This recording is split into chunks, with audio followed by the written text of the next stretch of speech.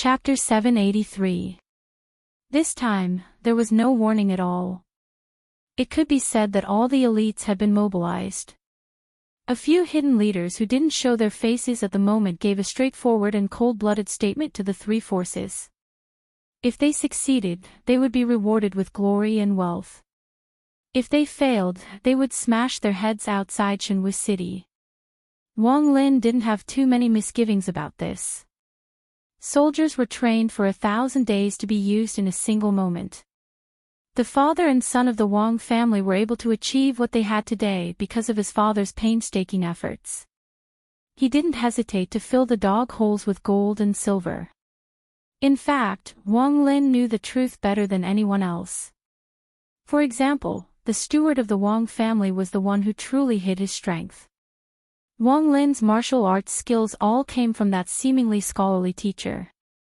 In this world, heirlooms passed down from generation to generation could be sold. Talents and knowledge could be sold. Women's bodies could be sold. Relationships could be sold. Only idiots would be willing to sell their lives.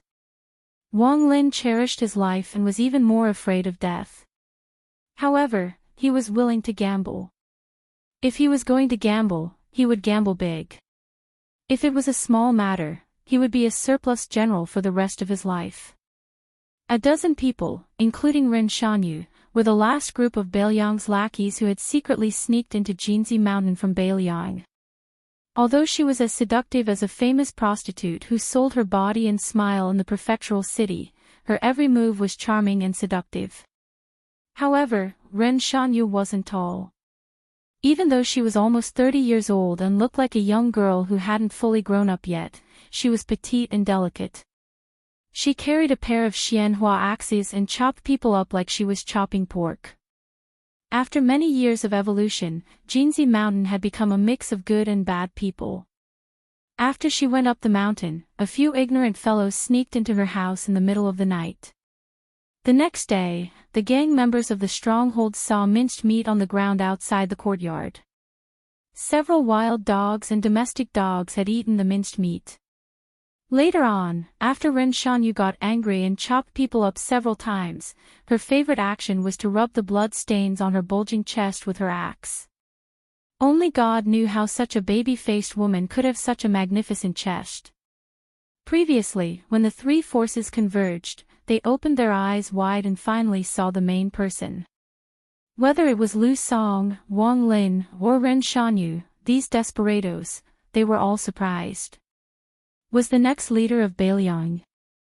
This made Wang Lin a little puzzled. What kind of mortal enemy could make the heir of Bailiang go to such great lengths to save his life? Ren Shanyu's beautiful eyes wandered. In the past, it was always lecherous men who stared at her without blinking. Today, it was her turn. Ren Shanyu was only a second-rate figure among the Jianghu people in Bailiang. Compared with second-level supreme power masters like Big Sword Lu Qiantang and Witch Shu Xiu of Nanjiang, there was still a gap between them. She could only lick the blood from blades in secret places. How could she have the chance to see the young man who was once famous in Bailiang and was now famous in the world? Along the way, she stared at the heir in white who was riding side by side with Lu Song. During the ceremony in the capital, there were two magnificent feats. One was tearing apart the imperial road with one saber strike and the other was beating up Gu Jintang's adopted son like a dog outside the main hall. Ren Shanyu was skeptical about this. Finally, they approached the holy martial arts city. Lu Song, Wang Lin, and Ren Shanyu, who were elites in the front line, all knew in an instant that even if there was only one person on the opposite side, it would be a life-and-death battle for all of them. The black-clothed old man had a kind of momentum. He had the strength to uproot mountains and rivers and destroy cities. Outside the holy martial arts city, there was a solemn atmosphere. The ground was wide and flat, which could allow hundreds of riders to charge in an orderly manner. Lu Song and Wang Lin, who were good at riding, looked at each other and saw the relief in each other's eyes. But when they realized that His Royal Highness was leading the charge, they were a little panicked. If this guy died, their lives would be completely over. Logically speaking, Lu Song and Wang Lin, who were good at leading troops, should have taken the chance to charge forward. But for some reason, when they saw the black-clothed old man and the white-clothed white horse start to fight in a straight line, they forgot to give orders.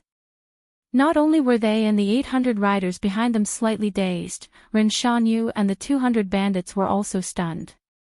Especially the number 1 bandit of the Gold Word Mountain, who had the appearance of a young girl but was naturally charming. Her eyelids couldn't help but twitch. Killing intent rose outside the city. Inside the city, there was an inconspicuous scholar in blue robes. His figure was slender.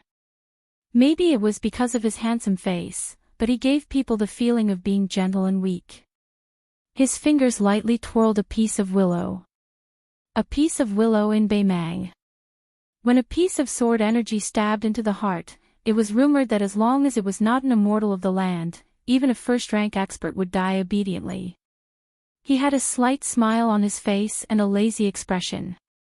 In Great Peace City, he had not been able to kill the target inside the horse's weave, causing waves in Liyang and Beiliang. It was fine. It was not bad to fish in troubled waters outside Shenwu City. In the north of the city, a young girl carried a withered yellow sunflower that had lost its petals. She walked along the perimeter of the city walls and skipped towards the east of the city. Occasionally, there would be people who woke up early and saw this young girl. They all felt pity. She looked quite normal, but there seemed to be something wrong with her head. In the east of the city, Su Fengnian urged his horse to gallop. Maybe it was because he was impatient and in a hurry to fight, he was not satisfied with the speed of the warhorse. The warhorse knelt down with a plop and leapt forward. Su Fengnian's figure swayed as he rushed forward in his white robes. In an instant, they were only 10 steps apart. Su Fengnian's palm flipped outwards and twisted inwards. His steps were light and had an indescribable elegance. He raised his elbow and coincidentally flicked away the arm of his mortal enemy, Han Diaoxi. His hands suddenly wrapped around the human cat's left arm. With a swing, Su Fengnian, who had reached the peak of celestial phenomenon through unorthodox means, threw this great demon of spring and autumn towards the top of the city wall. It was done in one go. They could vaguely see the black robes smashing towards the city wall like a catapult. His feet tapped on the wall and he bounced back at an even faster speed. What was fast in the blink of an eye was slow for the two of them. Han Diaoxi's palm pushed against Su Fengnian's forehead.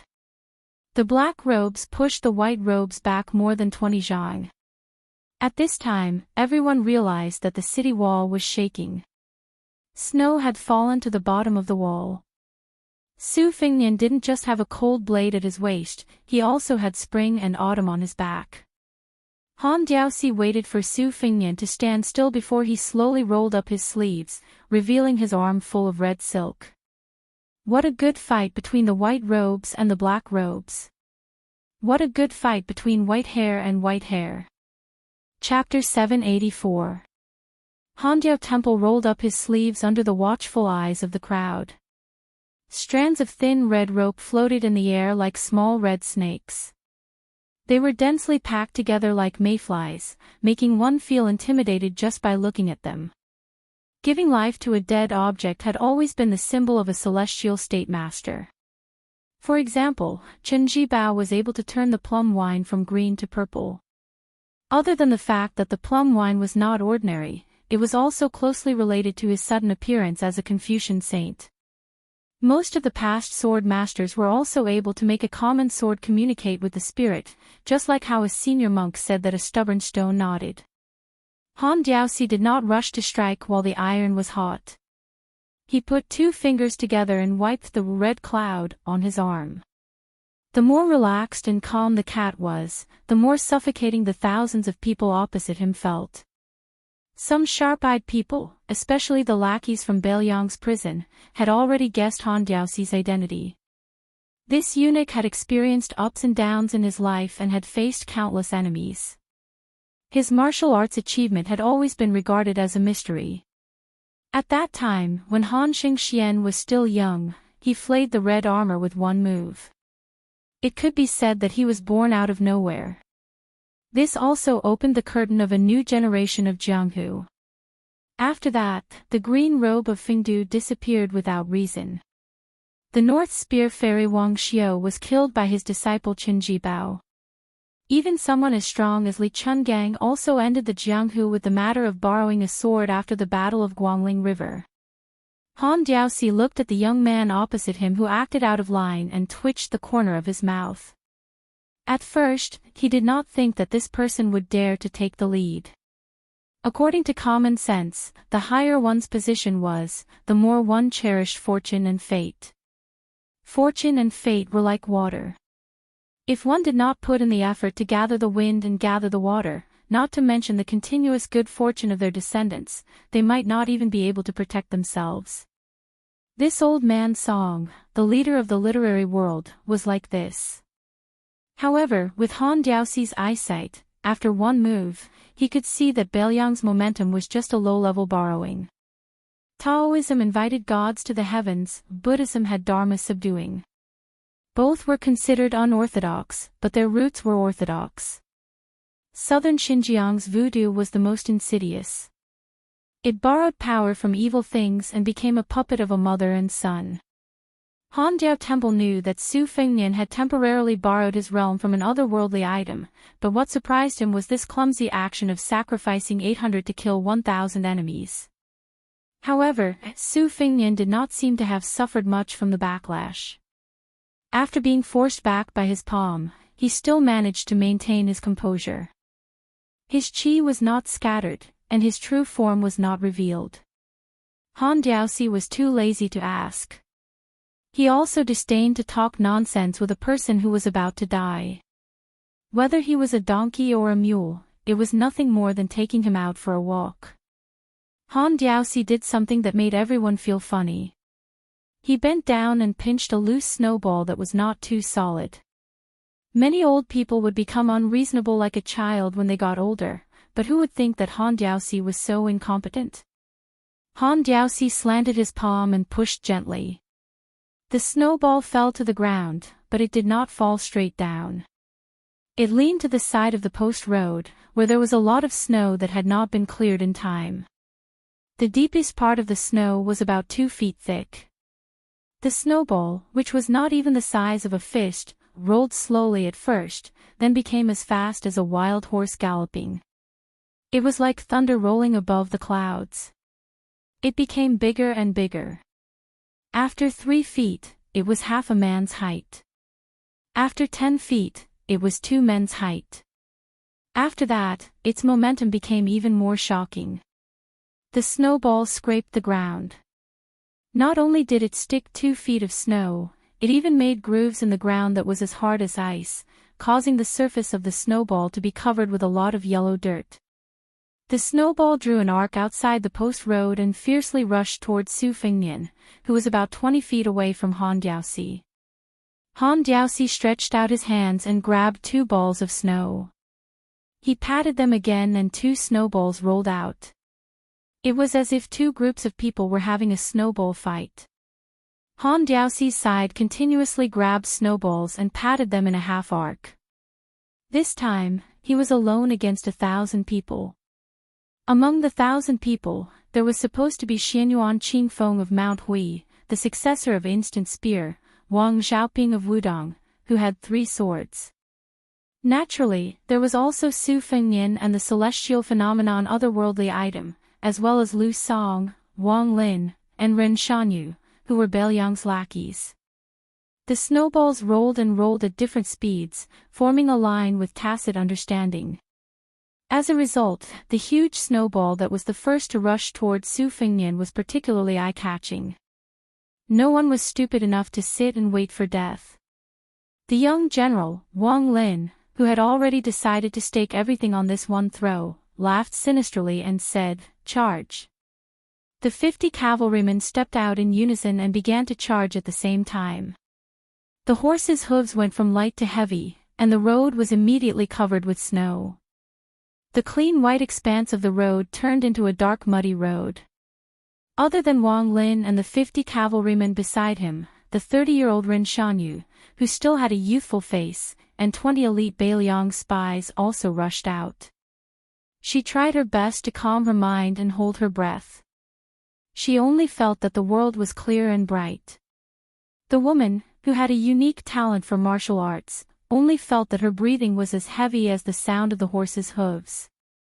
This made the woman, who was afraid of Han Diaoxi outside the city, calm down a little. I, Ren Shanyu, am not worthy of your attention, but I'm not that sticky paper doll that can be broken with a poke. Moreover, I have 1,000 cavalrymen with me. Wang Xiaoping got out of the carriage, one hand behind her back, and quietly grabbed the flintlock of the 3 swords. Young Wu came to the roof of the carriage. He held a huge horn bow in one hand and 2 heavy iron arrows in the other. The muscles on his arms gradually swelled like hills. 1 arrow a day was the limit of the young men of Sacrifice's physical strength. However, after today's battle, he didn't even think about surviving, so why would he care about breaking one of his arms?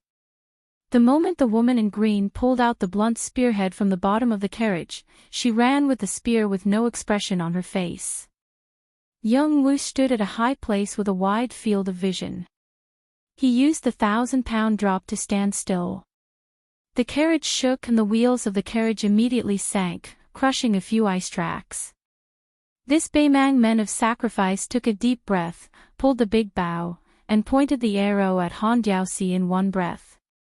But soon the young man's face changed dramatically. The unique traction skill taught by his master never failed. Once the arrow crossed the river and built a bridge, even Xue Songwan in the rainy alley could block it, but he couldn't avoid it. No one could cut off the guidance of the arrow tip. However, the old man in black let young Wu know that there was always someone better than him. The old man flashed and disappeared in front of Wu's eyes. The traction of qi caused by the archery skill was very particular about the connection between the broken lotus root and the silk thread. As a result, young Wu lost for a while before the battle. His spirit, which had reached the peak, immediately collapsed. This made the rather conceited young man a little confused. After gritting his teeth, the arrow tip began to slightly deviate along with the horn bow. He braced himself to look for Han Diaoxi's trace. Snowbowl, which was located in front of the white tide, was like a small mountain, and it was pressing down aggressively. Chapter 785. Su Fengnian frowned as he allowed the snowball to hit him. He didn't understand why the old eunuch would make such a bad decision. Li Chungang had once clearly said that killing one person with thousands of swords was a completely different approach from killing thousands of people. The former could achieve the combination of sword intent and swordsmanship.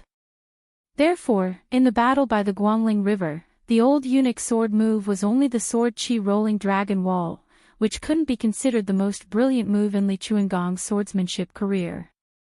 It lasted for a whole hour, facing nearly 10,000 cavalrymen who were eyeing him covetously, without any fancy sword moves.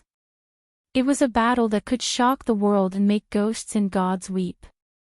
Usually, in the eyes of the lucky survivors who were lucky enough to witness it, it couldn't be considered a magnificent scene. It was all about killing with one move, or at least severely injuring with one move. Han Diaoxi wasn't a fledgling with an empty title.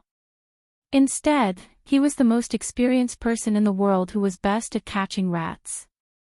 Regardless of the realm, Han Diaoxi could be said to be the most experienced person in the Liang dynasty in terms of actual combat experience. Su Fengnian had the celestial phenomenon that the red robe otherworldly items spared no effort to give him.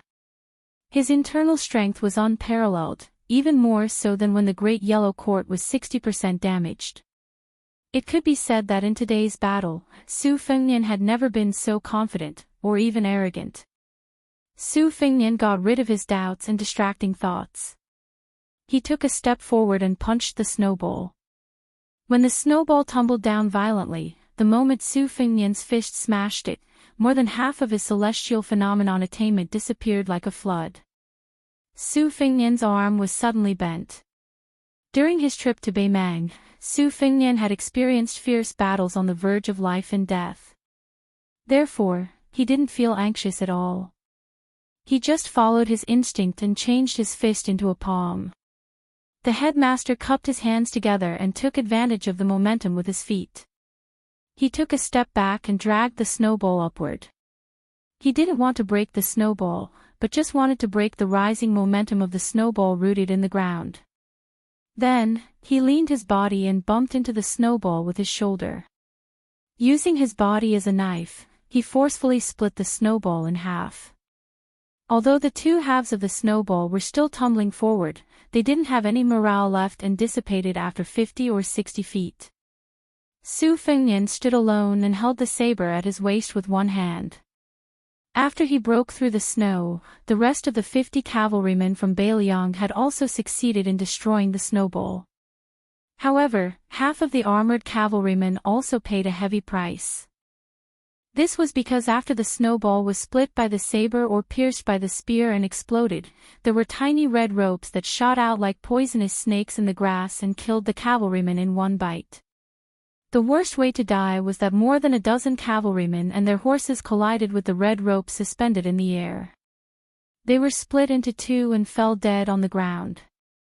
A moment ago, they were still alive, but in this kind of battle, they often died just like that.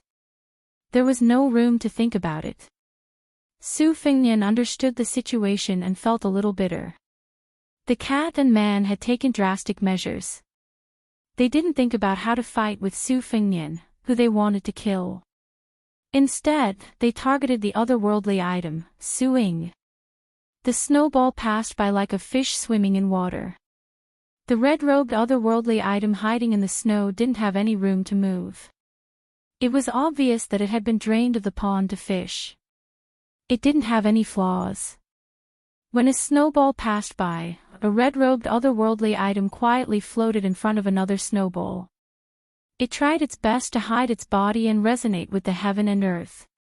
It had many unique supernatural powers. If the cavalrymen hadn't seen it with their own eyes, perhaps even Wang Xiaoping wouldn't have dared to say that she could detect the otherworldly item hiding on the other side of the snowball. However, Han Diaoxi wasn't Wang Xiaoping. Today, the silver-haired official didn't wear the bright red robe of the imperial palace. He immediately rushed behind the snowball. The cat and the otherworldly item were separated by 3 meters. Obviously, neither of them could detect the slightest trace of the other's qi. However, both of them clearly knew the otherworldly item's whereabouts.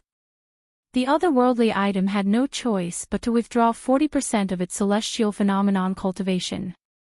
It used its arms to tear the snowball apart. Almost at the same time, the black-robed old cat drilled through the snowball. The red string had one hand behind its back and the other hand slapped the otherworldly item's compassionate face. The red-robed otherworldly item was at a disadvantage because it hesitated when it withdrew its realm. If it were a cold-blooded person like Su Fengnian, not to mention 40% of his cultivation, he would have to withdraw 80% of his celestial phenomenon cultivation. Only then would he have the confidence to block Han Diaoxi's majestic attack. The otherworldly item grabbed the cat's hand and started to tear it apart. The other hand suddenly slapped the cat's temples. Han Diaoxi sneered. What an idiot who doesn't know the difference between life and death. A few strands of red silk slithered out from behind the otherworldly item like snakes, completely cutting off its connection with Su Fengnian, who still had 60% of his realm left. Han Diaoxi didn't need to use his full strength. The otherworldly item's entire body was covered in scarlet. Except for the 2 arms that were used to tear the snowball apart, the other 4 arms were covered in the red. It was as if maggots were attached to the bones. The otherworldly item grabbed one of Han Diaoxi's arms and continued to tear it apart. The other 2 arms that were slapping the cat's temples were still moving closer and closer.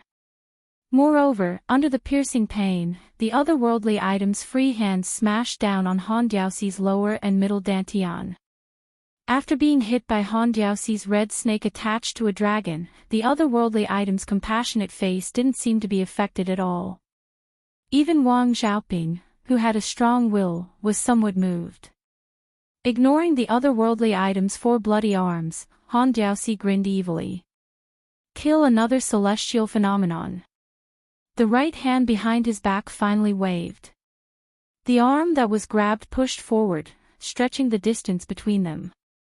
The right hand that was covered with red snakes used its own way to counter the otherworldly item's body. It grabbed the otherworldly item's arm and pulled it back. Han Diaoxi's free arm swung out in the air behind him. When fighting against a cat, one careless move would result in a complete loss. The compassionate face was still as calm as an ancient well. Its almost rigid and stupid movements were still the same. It only wanted to be entangled.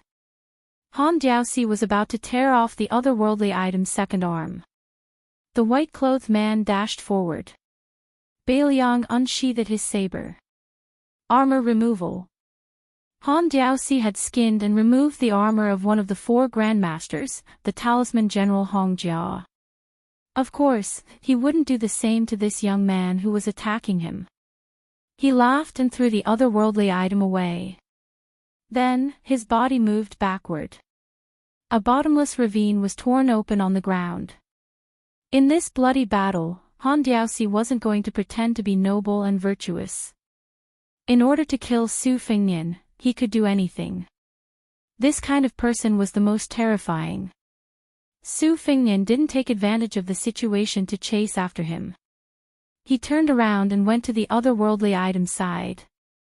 One of the remaining 5 arms pulled Su Fengnian's sleeve happily, as if telling him that it was okay. There wasn't much snow left, but there was only blood. Su Fengnian lifted his sleeve and turned around resolutely, running toward Han Diaoxi. 12 flying swords flew out randomly. Peak mysterious finger. On the same day, in Martial Emperor City by the East Sea, a one-armed old man didn't look serious. He put a piece of a sword into his mouth and chewed it. He entered the city in an unruly and unrestrained manner, humming softly. Which kid didn't disappoint the broken wooden sword? Which kid didn't disappoint the Beiliang saber? Chapter 786. This battle was fought without any rhyme or reason. Lu Song and Wang Qilin both carried the mark of the Beiliang army. Today was no exception. After leading the charge and breaking through the front line tide caused by Han Diaoxi, the 2 valiant generals couldn't help but look at each other in dismay when they saw the white, red, and black entangled together.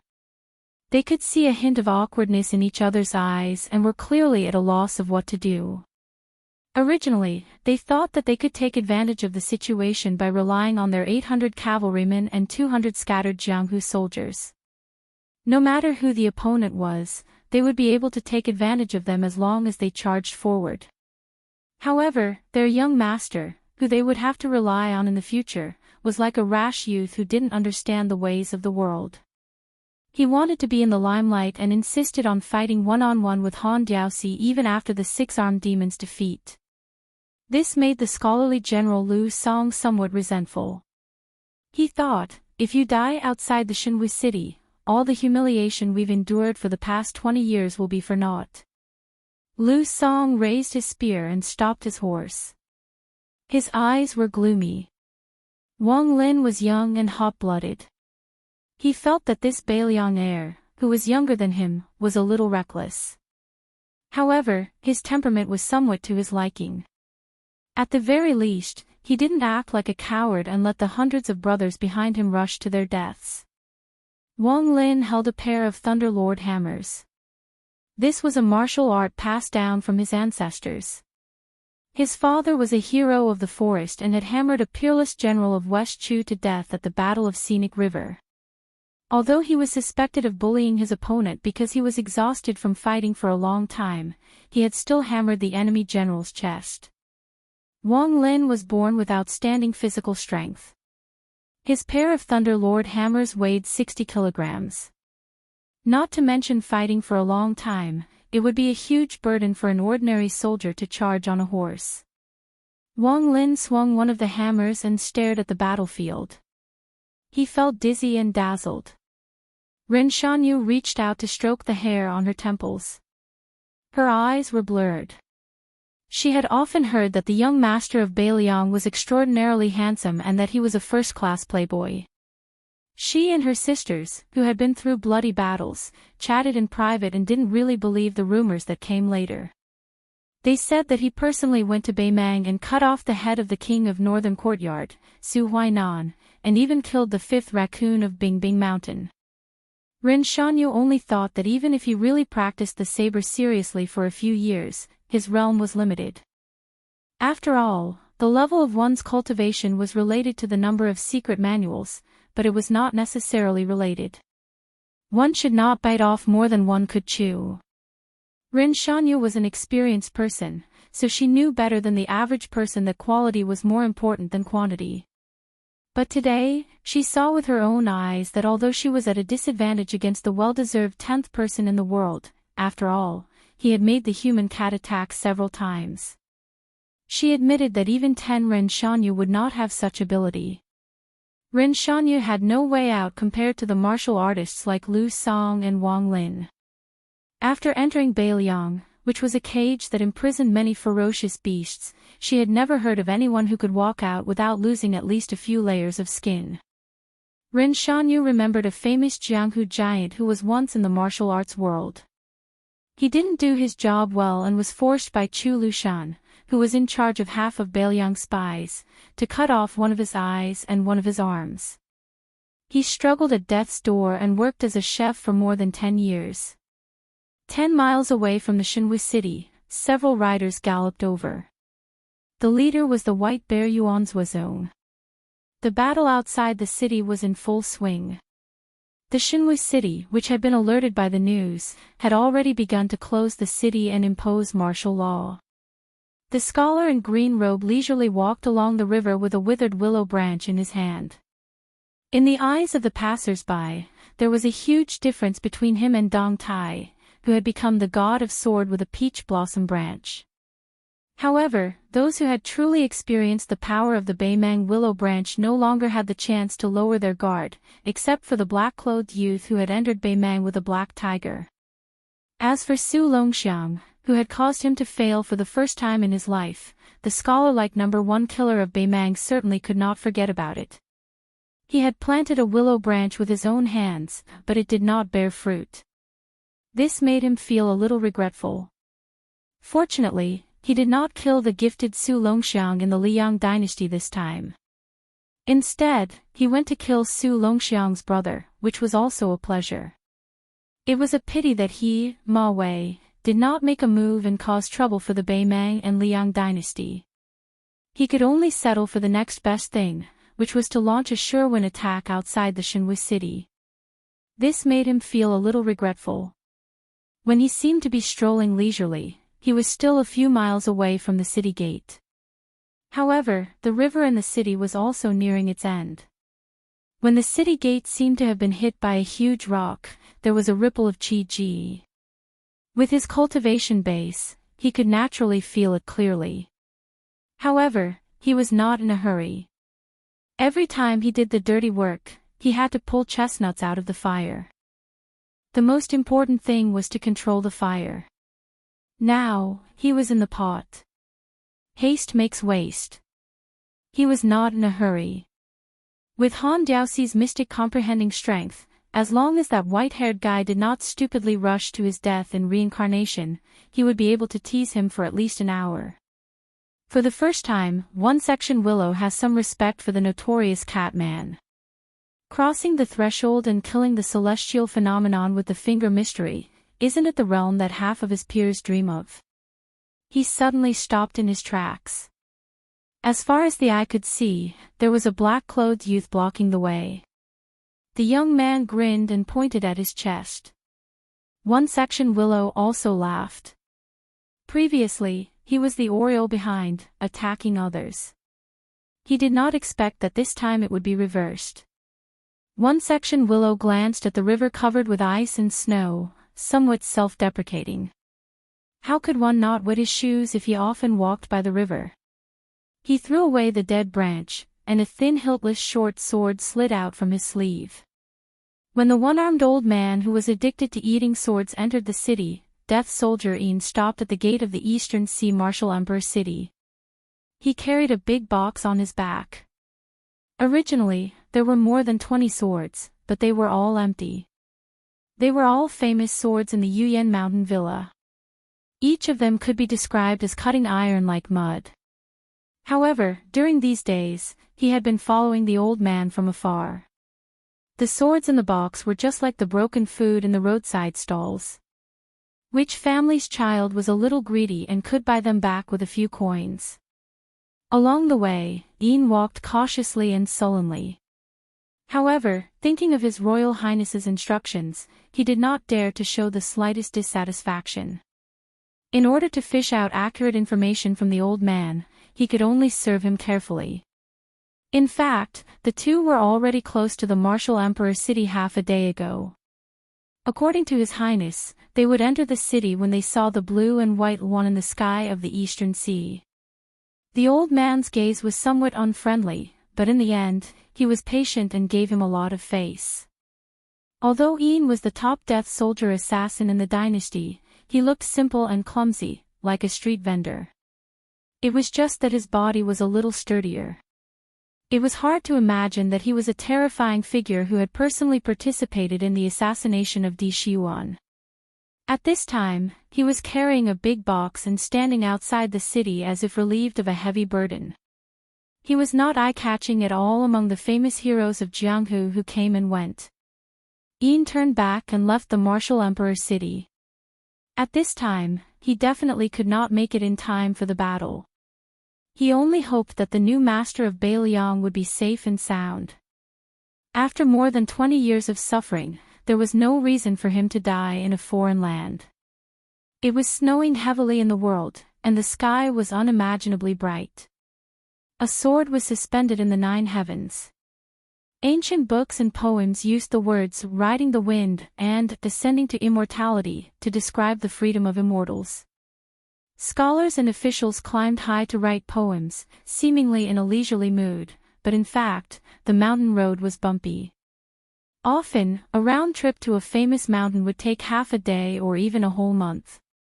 In history, there was no lack of scholars and poets who lost their footing and fell off cliffs. After taking such risks, after climbing the mountain, one would be at the top and enjoy the scenery, especially the magnificent scene of rolling clouds.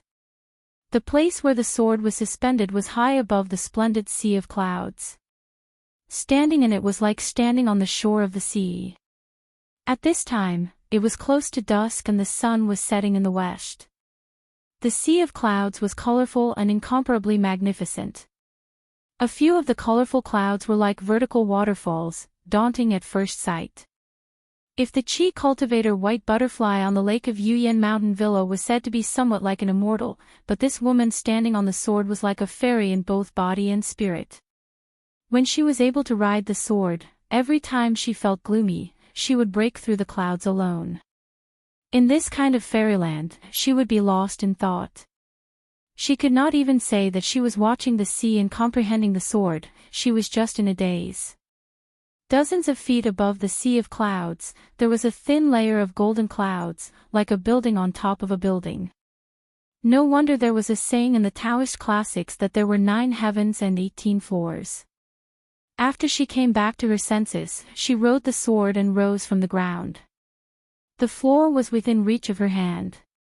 She stretched out her hand and gently rotated it, creating a vortex, just like the countless dimples on the woman's cheeks. Saint Chao Chongqing ascended the building in the air. Every time he ascended the stairs, the previous stairs disappeared. Chao Guanzi said softly, if he died in the territory of the old West Chu, it could be regarded as a good medicine. Li Yang is clearly setting up a battle array, insisting that we restore the country. After the king of Bailiang's concubine, Jiang and I, a female sword fairy, said in a flat tone, so we are all pawns crossing the river. Chao Chongqing smiled and said no more. Chapter 787. The next chapter will be in the wee hours of the morning. When Su Fingnian rode the 12 swords and rushed over alone, Han Diaoxi did not pay too much attention to him. After all, it was not worth mentioning that he borrowed the power of the otherworldly item. The sword-controlling technique of the Wu family's sword tomb was not as good as his red snake-flying dragon. The human cat paid more attention to the distance between Su Fingnian and the two-faced otherworldly item. Since both of them had the same mind, it was not strange for them to reciprocate each other's cultivation. Han Diaoxi wanted to know how far the two of them could stretch their bodies. Previously, the otherworldly item was hiding in the snow, so it was more than 300 zhang away from Su Fingnian. Now, it seemed that Su Fingnian was alone, but the otherworldly item in the red robe was following him from a distance like a shadow. Its footsteps were the same, and it was ethereal and nimble. The otherworldly item was wearing a loose robe, and it was like an actor shaking his sleeves, moving smoothly like the floating clouds in flowing water. It always maintained a distance of 100 zhang away, not an inch away, not an inch away. It seemed that 100 zhang was the best distance for the two to circulate their cultivation. After unsheathing the saber and removing the armor, Su Fingnian was not in a hurry to make the second saber strike. 30 feet away and within 10 feet from him, there were 12 Dong Tai swords with perfect sword embryos. The swords were dazzling and their trajectories were strange. Su Fingnian's swordsmanship had reached the pinnacle. It was nothing more than the 8 characters of the 8 characters, where the mind was focused and the sword tip pointed. Unexpectedly, Su Fingnian exposed his own shortcomings and deliberately distracted himself, allowing the flying swords to randomly spin, sweep, and smash him.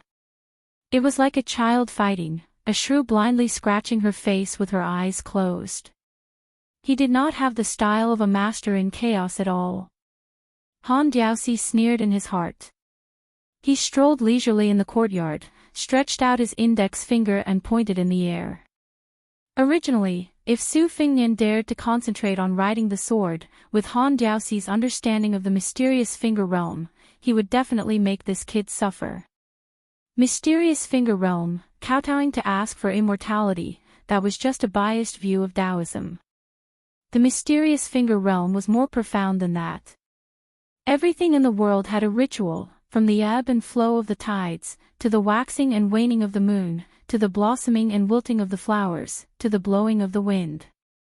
In Han Diaoxi's eyes, as long as he could see, there was a clear trajectory in his eyes. This kind of wonderful trajectory was related to the level of the mysterious finger realm. When he first entered the mysterious finger realm, it was very vague, but when he entered the mysterious finger realm, it became clearer as his cultivation increased. Back then, in the sword tomb of the Wu family, 9 swords defeated 10,000 cavalry. Among them, Wuxiao's cultivation was only above average, and he was stuck at the mysterious finger realm. Compared to his 2 fellow celestial phenomenon realm disciples, they couldn't be mentioned in the same breath. However, during the battle on the grassland, the 9 of them joined hands and he was fully deserving of the title, Sword Tip. Under the Sword Tip, he killed a total of 3,700 cavalry. It was only when Wuxiaon died of exhaustion that someone else replaced him as the Sword Tip. Wuxiaon, as the sword attendant of that generation's sword crown, followed his master out of the sword tomb to gain experience and didn't practice martial arts with anyone else. After the sword crown became famous, he went to the east-facing stone tablet, looked at the west-facing great river, and went to the east-facing sea. In one night, he reached the mysterious finger realm and finally rushed to the source of the great river. 1 man and 1 sword followed the river to the east. When he went out to the sea, his mysterious finger realm had reached the peak. No wonder later generations joked that Wuxiaon used only 20 days to accomplish what other martial artists did in their lifetime. You used an otherworldly celestial phenomenon cultivation base to fight against me, Han Diaoxi, that was the same as courting death. Using the Xian finger technique to challenge me, Han Diaoxi, even though it was ingenious and purposely took a different path, it was only delaying the date of your death. Han Diaoxi familiarized himself with the 12 flying swords and the time it took for half an incense stick to burn. He then began to clean up the mess. With a heavy stomp, he stretched out his left thumb and index finger and caught the tail of a flying sword by surprise. Ignoring the vibrating sound of the flying sword, he snapped the sword with his 2 fingers. The red silk in his right hand brushed and took advantage of the situation to fish in troubled waters. He stretched out his other hand and wrapped it around the 2 long and narrow swords. He then pulled them back, twisting the 2 swords into a ball in his cat's fist.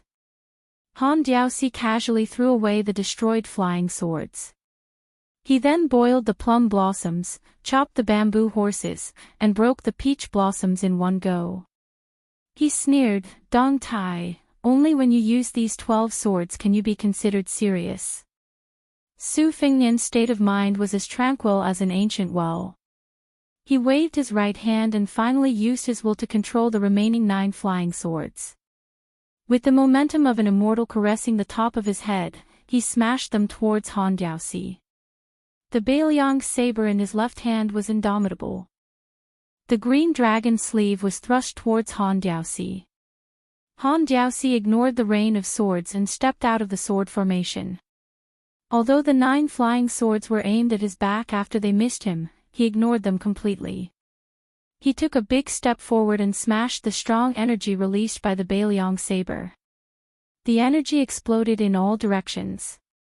Even though Han Diaoxi's silver hair fluttered in the wind, the human cat still pressed his palm against the tip of the Beiliang saber. His 5 fingers formed a hook and held the saber tightly. Beiliang cavalry, Beiliang saber. If it were someone else, it would be just a so-so.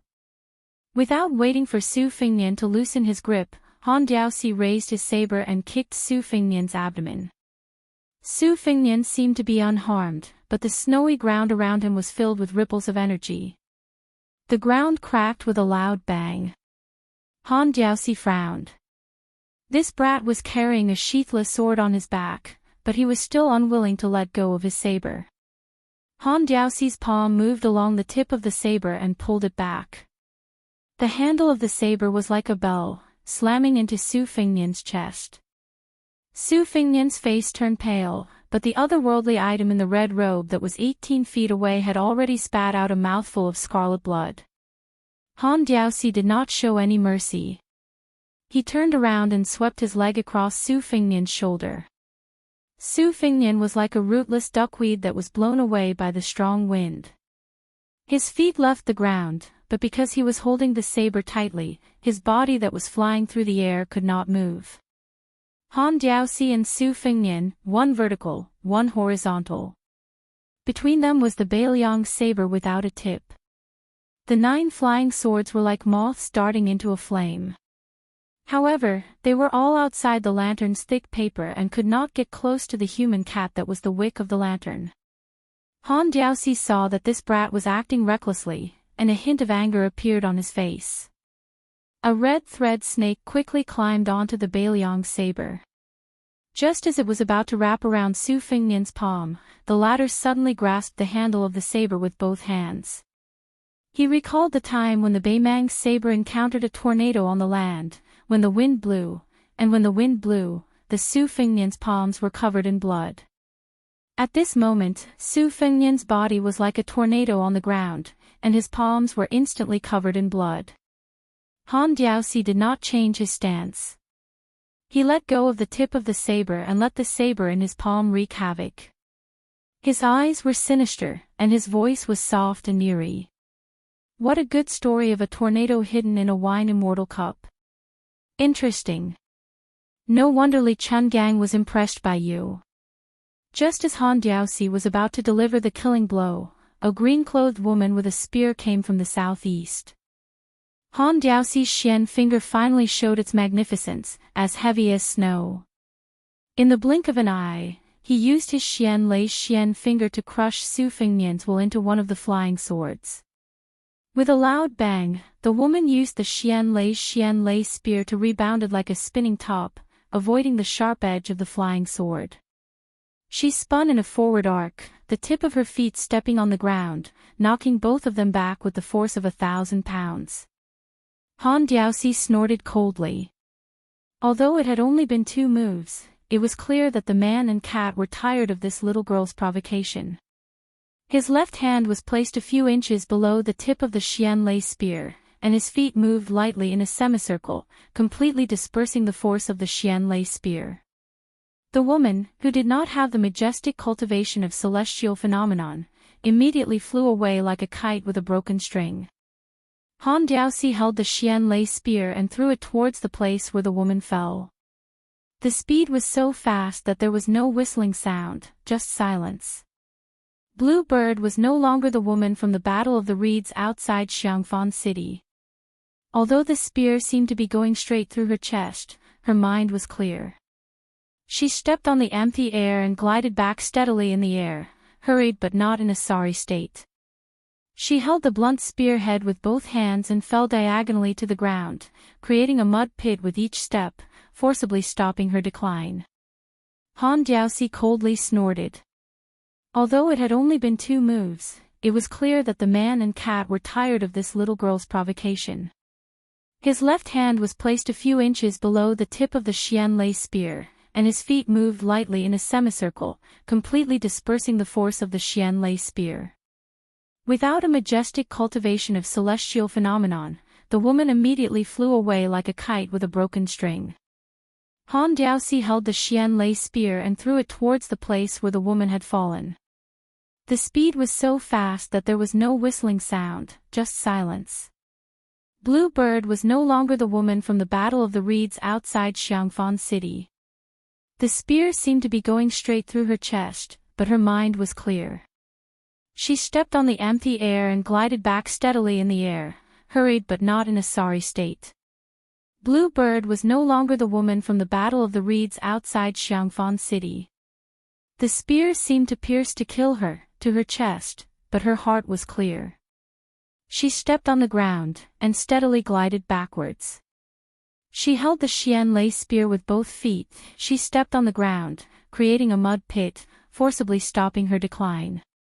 Her eyes, and meridians to the reverse, spear, she held the spear, and spear, her to her to the point, spear, to be, spear to be, spear, to the ground, spear, a, spear to be, spear to kill blow, spear, and to, spear, xa, to kill, spear, a, to, lay to the, chi, spear, lay, the of I, a, of, wind, and she, to snow, s, to the snow of an, the, flying, s, to, spe,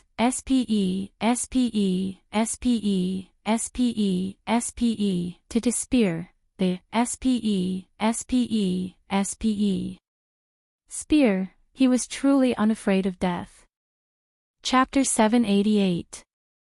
No matter how pitiful her life was, God was merciful. There would always be one person in this world, no matter how far away he was, who was worth her life. She would never take a step back. Women were the most infatuated people in the world. Probably influenced by the woman in green, Lu Song, Wang Lin, and the others who were previously nervous and at a loss finally came to their senses. There was no need to make a sound.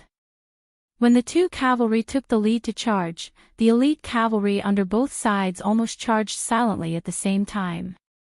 There were no shouts, only the sound of horse hooves. Han Diaoxi could ignore the young woman's family heirloom, the spear Fairy King embroidery. He could ignore the desperate charge of the ant-like cavalry, but he could not ignore the white-haired man's silent retreat. Who do you think I, Han Diaoxi, am? Is it that brothel girl? Your son spent money to seduce her a few times, only to find out that he is not rich enough, and you want to retreat? Han Diaoxi's murderous intent grew stronger. He suddenly narrowed his eyes. Finally, it's here. The cat and man ignored the spear Fairy King embroidery and turned a deaf ear to the violent sound of horse hooves. They stood still and looked at the carriage in the east. There was a simple Taoist robe that was not as luxurious as the ones on Dragon Tiger Mountain. The middle-aged Taoist carried 3 swords on his back. He reached out and touched the top sword box on his back. He smiled. A friend from afar is knocking on the door of the firewood on a snowy night. I heard that Xiao bark is the most pleasant. Although it was called Xiao bark, it was not small. Sword maniac Wang Xiaoping's sword was thrown out. The continuous rumbling of thunder could be heard both inside and outside the city. When Wang Xiaoping first started to practice swordsmanship, she was determined that as long as she threw out a sword, she would be an immortal on earth. With a sword in hand, immortals were like floating clouds to her. Therefore, this sword had nothing to do with the mysterious finger, celestial phenomenon, or the level of the realm. Since Wang Xiaoping started to practice swordsmanship, she was known for her pure heart of swordsmanship. Even Hong Xixiang admired her. Even though the young chief had not enlightened himself and knew that he was the reincarnation of Ancestor Lu, how could his vision be bad? Little Bark's sword started from Wang Xiaoping and ended at Han Diaoxi.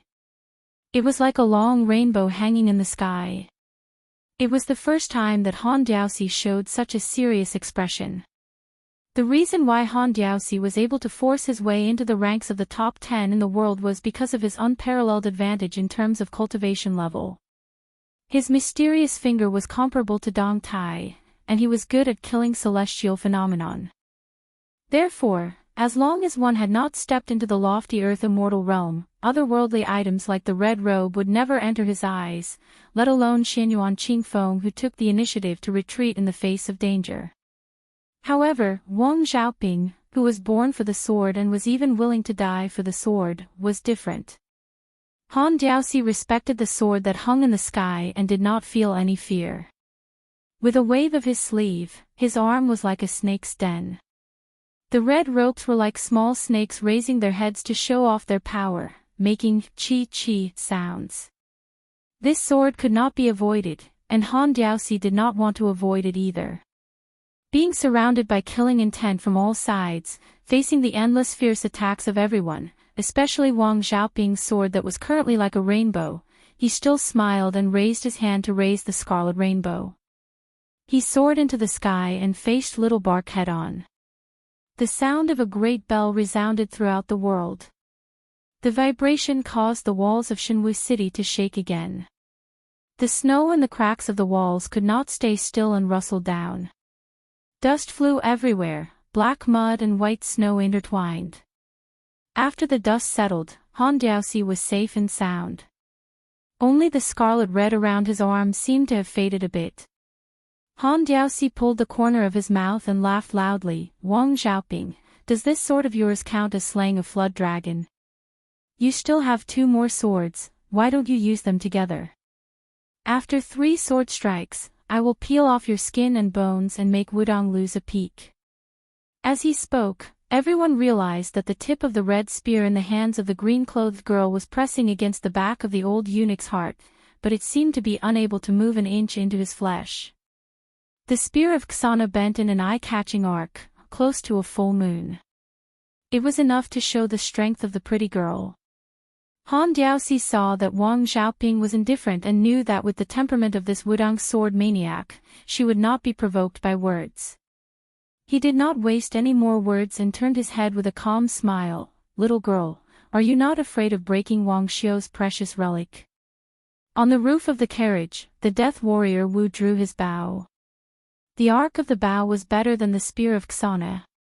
With one pull of the string, 2 iron arrows shot towards the old eunuch who had been in an invincible position.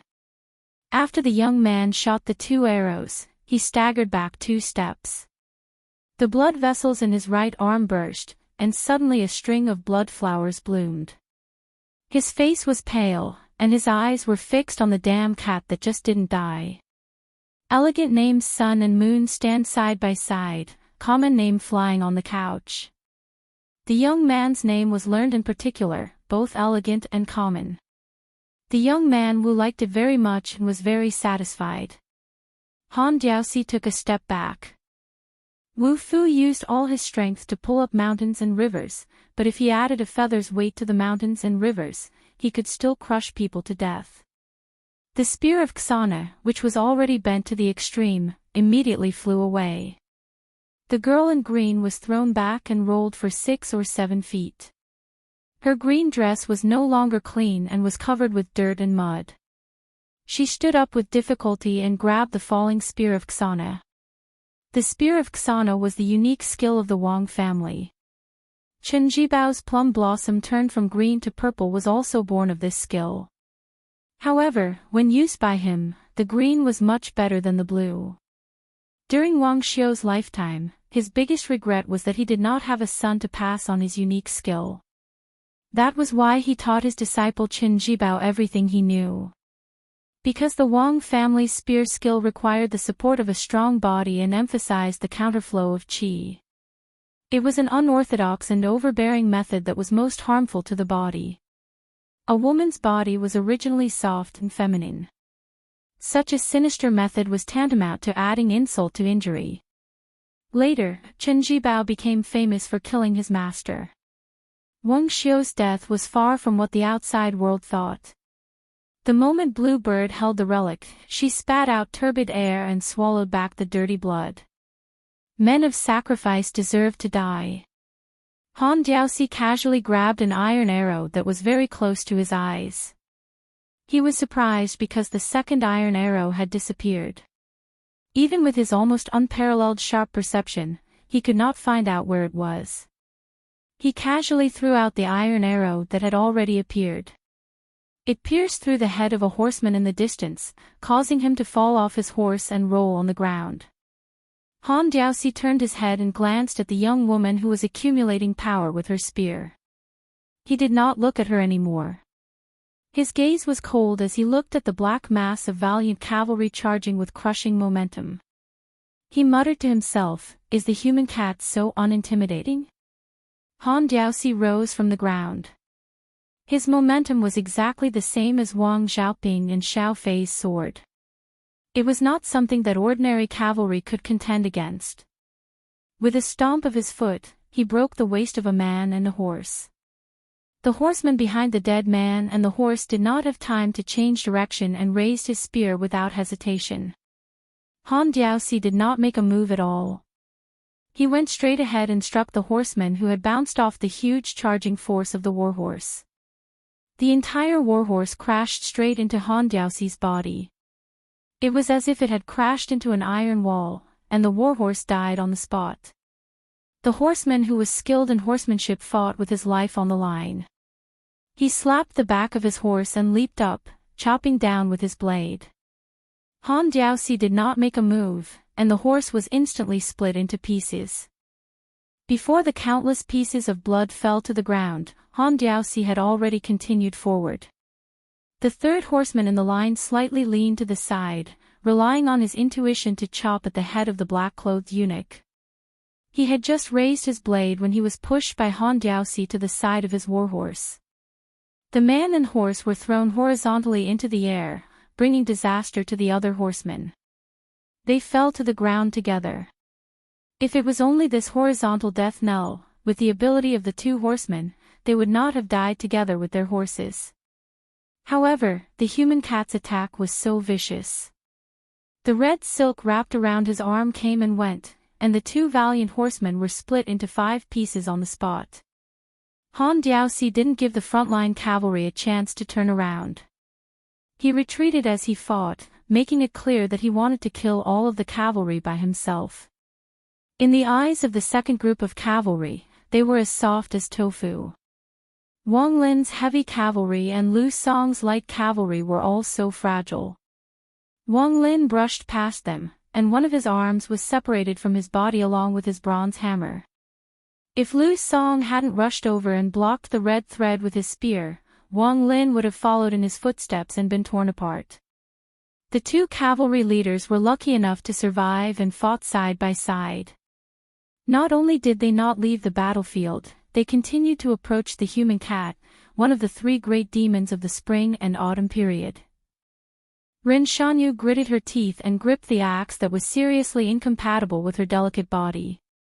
She took the lead and went forward to help. Behind her, the retainers that Bailiang had secretly raised followed the delicate woman and floated toward the battlefield where flesh and blood were flying everywhere. In a place where the entire army was doomed to die, the general died first. After the general died, the lieutenants died. After all the lieutenants died, the soldiers died. In the distance, Su Fengnian squatted on the ground. The Bailiang's saber was stabbed into the ground beside him. His palms were so unsightly that his bones could almost be seen. Su Fengnian turned his head and asked softly, "Is one incense stick enough?" The red-robed otherworldly being nodded. Su Fengnian cupped a handful of snow and buried his face in it. After he stood up, he realized that the more he rubbed the blood and snow on his face, the dirtier it became. He raised his arm and wiped it with his sleeve. Then, he grabbed the Bailiang's saber. Chapter 789. Han Diaoxi was like a demon in broad daylight. He arrived behind a swordsman and slashed down with his finger. Then, with a flick of his thumb and middle finger, he peeled off half of the swordsman's skin. However, he did not kill the swordsman completely. His footsteps floated, allowing the swordsman to wobble and fall. The swordsman screamed at the top of his lungs. The human cat continued to move and hunt for rats. Not far away, Lu Song, who was carrying a quiver of arrows, saw this tragic scene and could not bear to see the swordsman suffer. He took out an arrow from his quiver and shot the swordsman to death. The corpse fell back with blood oozing out of his eyes. Han Diaoxi only had about 70 to 80% of the red string snakes left. They were as long as a whip. Once touched by it, it was fortunate that they only lost an arm or a leg. There were dozens of riders who were torn apart at the waist. Their armors were cut like thin paper. Perhaps this demon who had destroyed a generation of Jianghu did not feel good enough. He separated several long snakes with his whip and whipped them wildly. A few feet away from Han Diaoxi's center was hell on earth. No one could get close. After Wang Lin lost his arm, he gritted his teeth and bandaged it. He threw out his remaining hammer and it was smashed by the whip. The broken pieces of the hammer flew everywhere like a rainstorm. They were directly shot down by several armored riders around Han Diaoxi. One of the pieces even returned.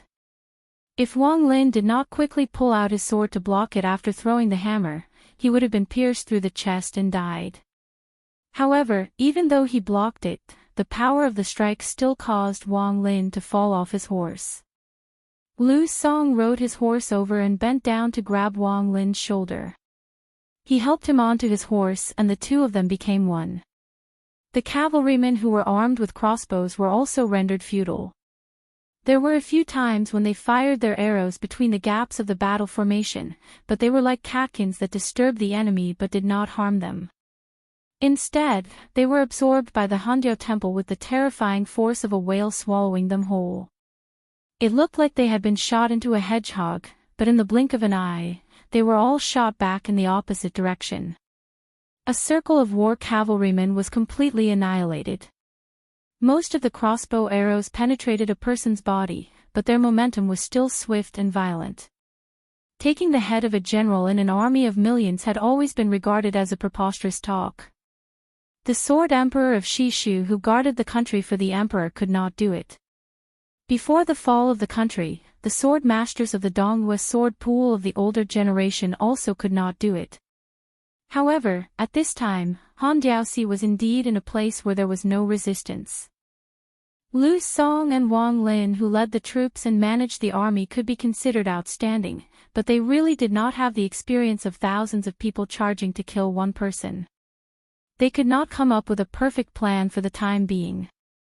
They could only use the lives of their troops to fight the devil's internal energy.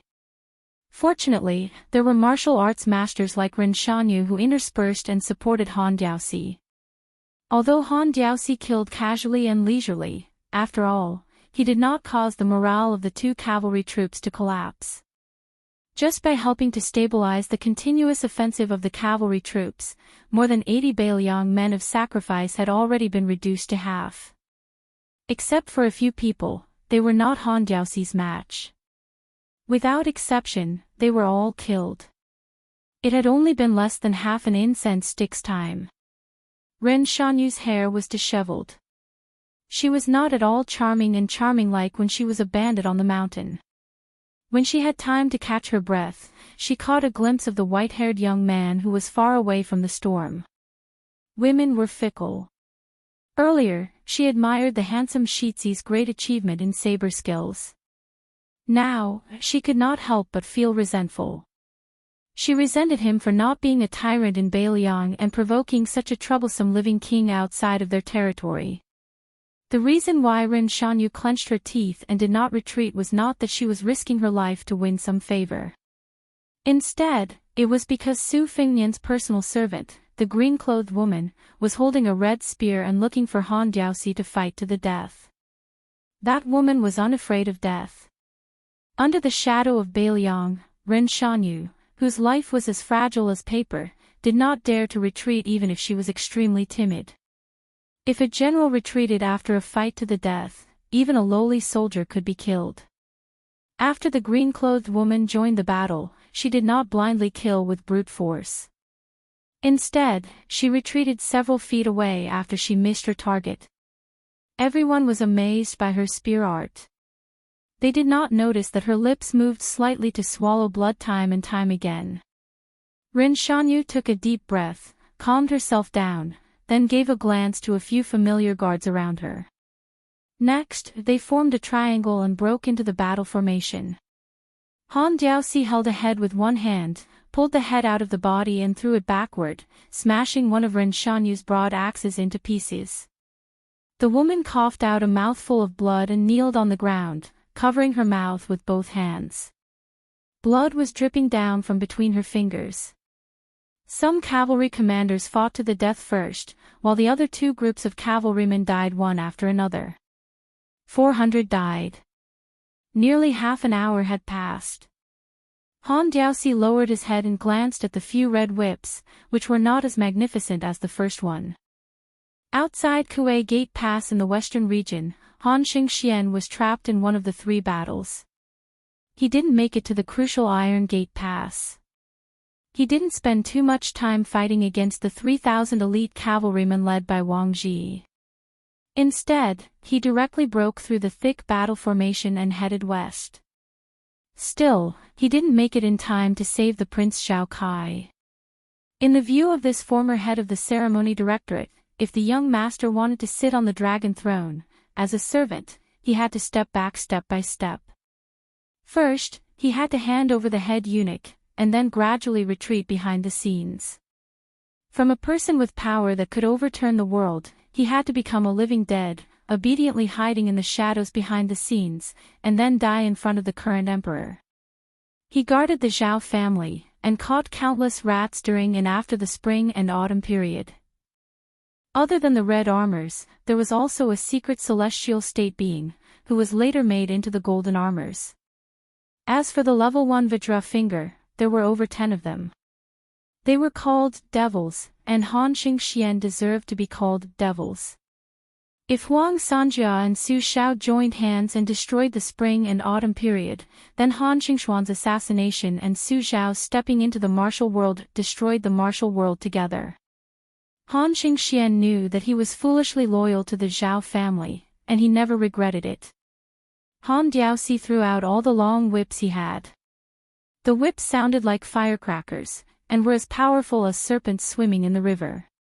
Another rain of blood started. Chapter 790. Sword maniac Wang Xiaoping, who was standing on the carriage, said softly, "After I left the mountain and entered the world, I realized that the world was at peace. Only the smoke of war in the north smokes the sky every year." She swiped the second box behind her and took out feng shui. The first sword, Xiao Fei, was a big rainbow. The second sword, feng shui, was 10 feet out of the box and didn't rise into the sky. It didn't stab Han Diaoxi but moved forward in a treacherous spiritual state. It was like hunting a snake and killed the red whip of the red snake.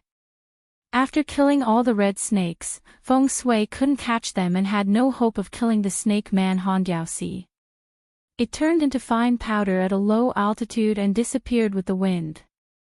Wang Xiaoping made a gesture with her fingers and the wind and clouds surged into the sword box. The last sword cut off the deer's head and soared into the sky. Han Diaoxi, who had a little red rope left on his arm, reached out his left hand and stroked the red snakes that he had spent most of his life with. He looked up at the sky and stepped down, shaking the earth and mountains. All the warhorse riders heard a muffled sound. The young kamikaze on the roof of the carriage sat down. The second iron arrow was hidden but was still crushed by Han Diaoxi's foot. Han Diaoxi, who had been looking up at the sky, smiled and murmured, "When I was young, I envied the green-robed man who walked the Jianghu with a sword." The cat man who hadn't shown any signs of fatigue even after being surrounded clapped his hands. The red rope peeled off and gathered into a line, showing signs of a sword. A deer's head fell from the sky with a few thick lightning bolts circling around it. A red 3-foot sword in front of Han Diaoxi rose into the sky. Handiao Temple, who was finally free of the red rope, rose from the ground when the string sword blocked the deer's head. Like a comet sweeping its tail, he swept towards Su Fengnian. Blue Bird's face was full of energy and she threw out the instant spear with all her might. She almost exchanged her life for the spear. The Thunder Pool sword formation was set up 10 feet away. Han Diaoxi tore his chest outwards with both hands. The 9 flying swords were torn apart and floated dozens of feet away. They were like ownerless souls, without the slightest bit of vitality, lying on the ground one after another. It was clear that Su Fengnian could not divert his attention to control the swords. Su Fengnian had the cold blade in his left hand and the spring and autumn in his right. The 2-sleeved green snake that was taught by the old man with sheep fur coat rushed out. Compared to the 2-sleeved sword of the Wu family's sword made Chui Hua, Su Fengnian's 2-sleeved sword was more like a sword. Its 2-sleeved swords was more similar to the Wu family's sword. Chui Hua's 2 sleeves. Su Fengnian S's. Its 2-sleeved swords, the 2-sleeved swords. When Li Chungang was invincible in the world, he once said that with a single-sleeved sword, he would cut off all swords in the world, and with a single-sleeved sword, he would destroy all beauty's eyebrows. This was the true definition of a romantic.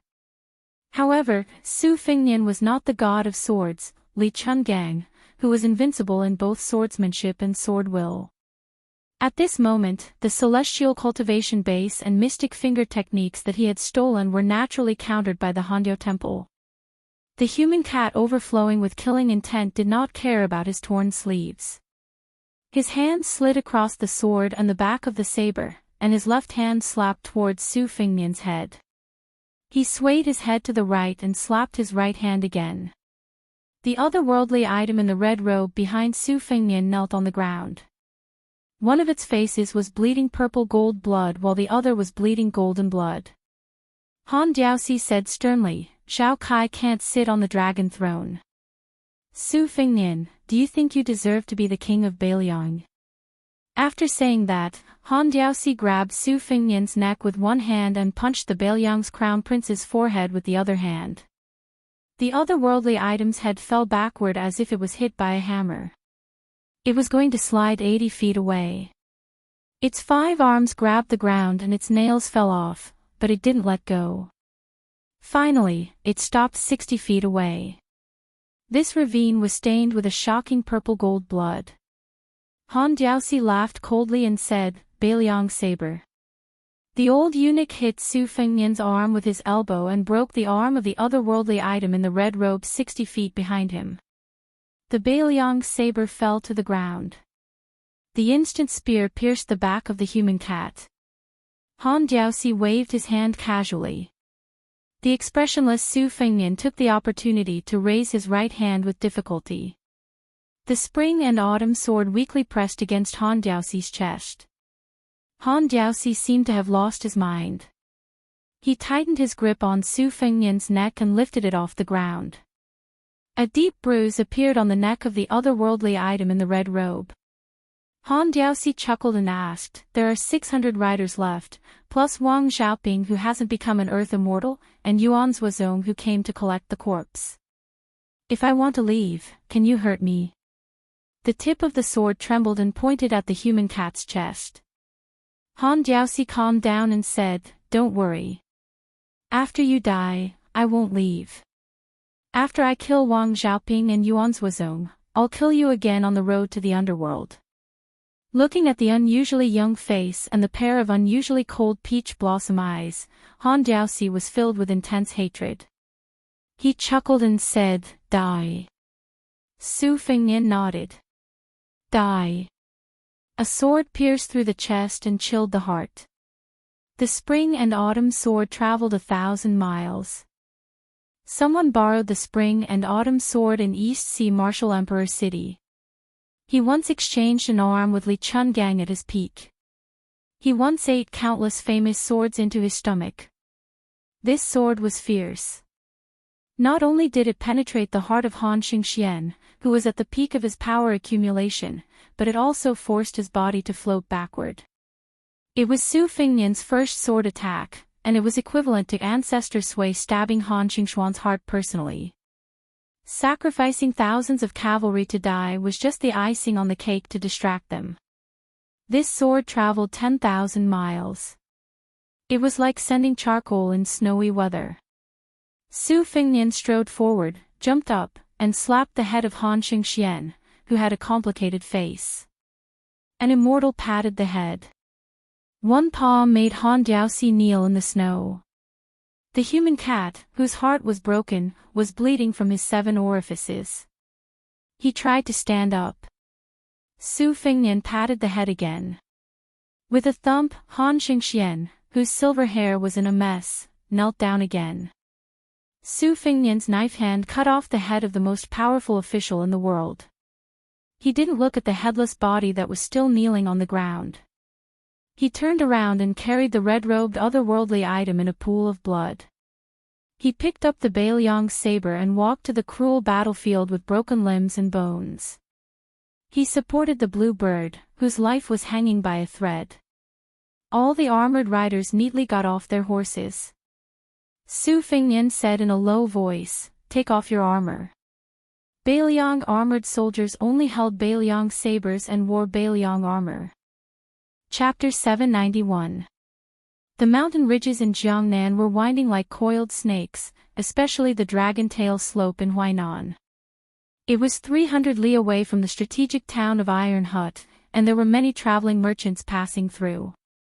However, a rare heavy snow had blocked the mountain roads, making it difficult to travel on the mountain roads. Most merchants would rather take a detour and switch to a relay station. On the Dragon Tail slope, there was a group of travelers who were struggling to travel north. A simple and crude carriage was slowly moving forward. The inferior horse's hooves were in the snow, and it was even more strenuous. The black horse with a dark mane snorted and puffed out clouds of fog. The coachman was a skinny old servant who was reluctant to use his whip to drive the horse. It was said that a fast horse could be whipped, but even the cleverest housewife could not cook without rice. An old horse that had been eliminated from the army, after being whipped too many times, had a rogue temper. 8 or 9 out of 10 times, it was unwilling to move. Fortunately, the owner of the carriage was considerate, and from time to time, he would speak a few words of comfort to the coachman, telling him not to be in too much of a hurry. The old man in the carriage had a thin face, wrapped in a tattered fur coat that was probably even older than the old horse. His expression was serene as he held a book and silently read. Outside the carriage, the mountain forest was wrapped in silver. Suddenly, like a spring breeze, thousands of pear trees bloomed. The old man lifted the curtain and looked into the distance. His originally gloomy state of mind also became a bit more relaxed. They were also on the Dragon Tail slope, less than half a li behind the carriage. There were 5 riders closely following behind. Most of them were dressed in black, and there were 3 men and 2 women. The rider in the lead was a slightly chubby middle-aged man with a pair of round earlobes like a Buddha statue. He should be a person of good fortune. He was covered in an eye-catching white fox fur cloak, giving people a good impression and making it easy for people to feel close to him. Behind him was a young and handsome man with a jade-like face. He carried a golden spear. Even in this cold weather, his breathing was slow, and he was indeed worthy of being described as graceful as a god. Among the two women, the older one was like water. In the eyes of the world, she was full of romantic charm, and it was rare that she was charming but not seductive. She had the dignified demeanor of a lady from a respectable family. The young girl riding beside her was overshadowed. She only had the appearance of a middle-aged woman, and she was just like a girl from a humble family who had just grown up. The last rider was a boorish-looking young man. He was dressed shabbily and his horsemanship was poor. Every now and then, he would secretly rub his buttocks, and was caught red-handed by the girl from a humble family in front of him several times. He could not help but roll his eyes, which made the young man's face turn red. He wished he could dig a hole and bury himself in the snow. When the girl who had been fighting with him all the way turned her head and changed her face, she laughed and chatted happily with him. The young man who could not hide his poor and cold aura would secretly look at the graceful back of the older woman. His name was Li Huai, a native of Iron Lu City. His parents had passed away early, and his eldest uncle was a teacher. His name was also given by his eldest uncle. He believed that this was the only decent name he had in his entire life. Li Huai loved martial arts since he was a child, and there was never a lack of Jianghu rumors in the streets and alleys. For example, a busybody ranked the top 10 masters in Iron Lu City. Peng He, who was at the bottom, could lift a horse and throw it several feet away with one hand. The 6th, General Ding Su, could even shoot a millstone with one arrow. Regarding these, Li Huai, who had always wanted to become famous one day, would rather believe them. Even if he was beaten black and blue every time he got into a street fight, it would not affect his passion for Jianghu. This time, he was able to ride a horse with the 4 people in front of him because he had accidentally stumbled upon a bloody secret in the city 2 days ago. Half a mile away, an old man surnamed Huang, who was said to be a high-ranking official, was on his way to the capital. For some reason, he was assassinated by a group of black-clothed men armed with sabers and crossbows. The old man staggered into a dark and narrow alley and bumped into Li Huai. A rain of sabers and arrows, the crossbows buzzed and nailed into the wall. Li Huai, who had suffered an unexpected calamity, was also hot-blooded. Mainly because he did not have time to be afraid, he pulled the old man and fled like a rat. Later on, the 4 riders in front of him appeared out of nowhere and met each other on a narrow road. Li Huai saw with his own eyes that the handsome man wielding a stick could almost make a long hole in the alley wall with a strike of his stick. He also saw the woman in front of him moving her sword gracefully in the snow. Coincidentally, Li Huai saw that cold and beautiful face when she killed people. Li Huai knew then that as long as he could make a name for himself, he would marry no one but her. Although Li Huai was simple, he was not stupid. It was said that the experts in the world could comprehend swordsmanship by observing the tides. However, there was a river outside Iron Hut City. Whenever Li Huai was free, he would go to the riverside and stare at the surging river with wide eyes. He looked at it when there was no wind or waves, he looked at it when there was a storm or a flood. He also looked at it when there was a heavy snowfall a few days ago, but he did not see anything. Unintentionally, he heard that the unworldly experts all lived in seclusion in the mountains and forests, so he went back and forth to the mountains and ridges around Iron Hut several times.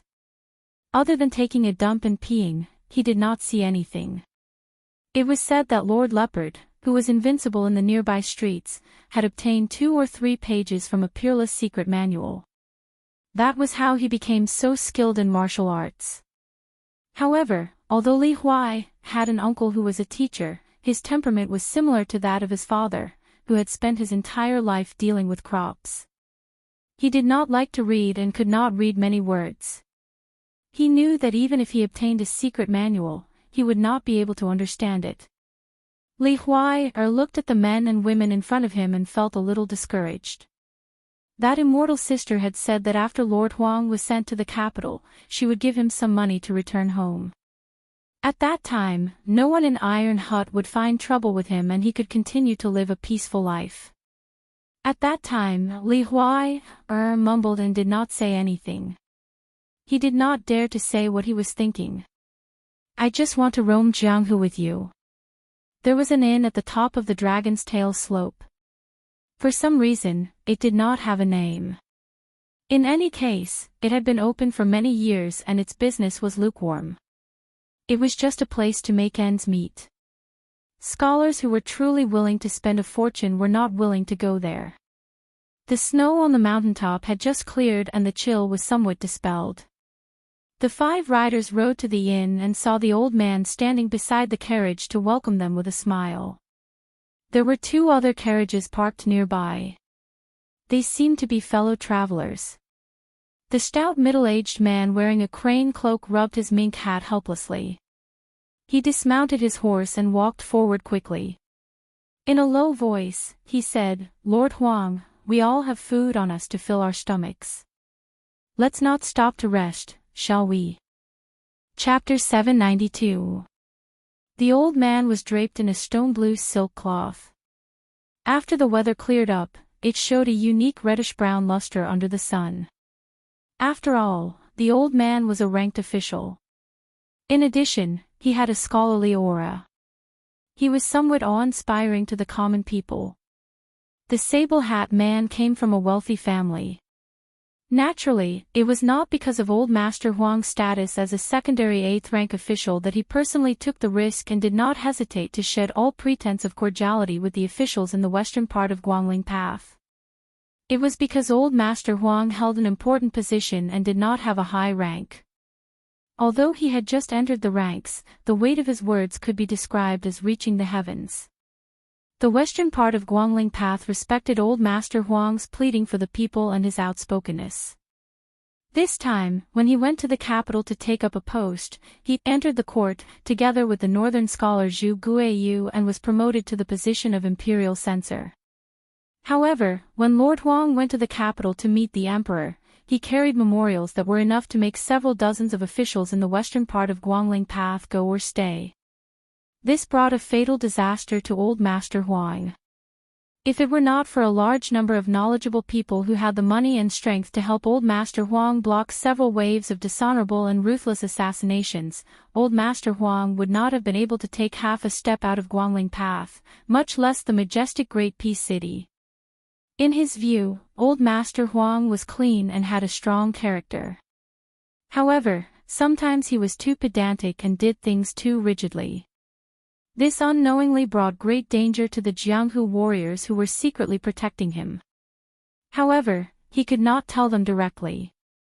Sometimes he could only laugh bitterly and comfort himself that if not for Old Master Huang's personality, he would not be able to become an imperial censor. Old Master Huang, who was full of guilt, saluted the warriors with his fists in thanks without saying anything. Li Huai and the others dismounted and saluted back respectfully.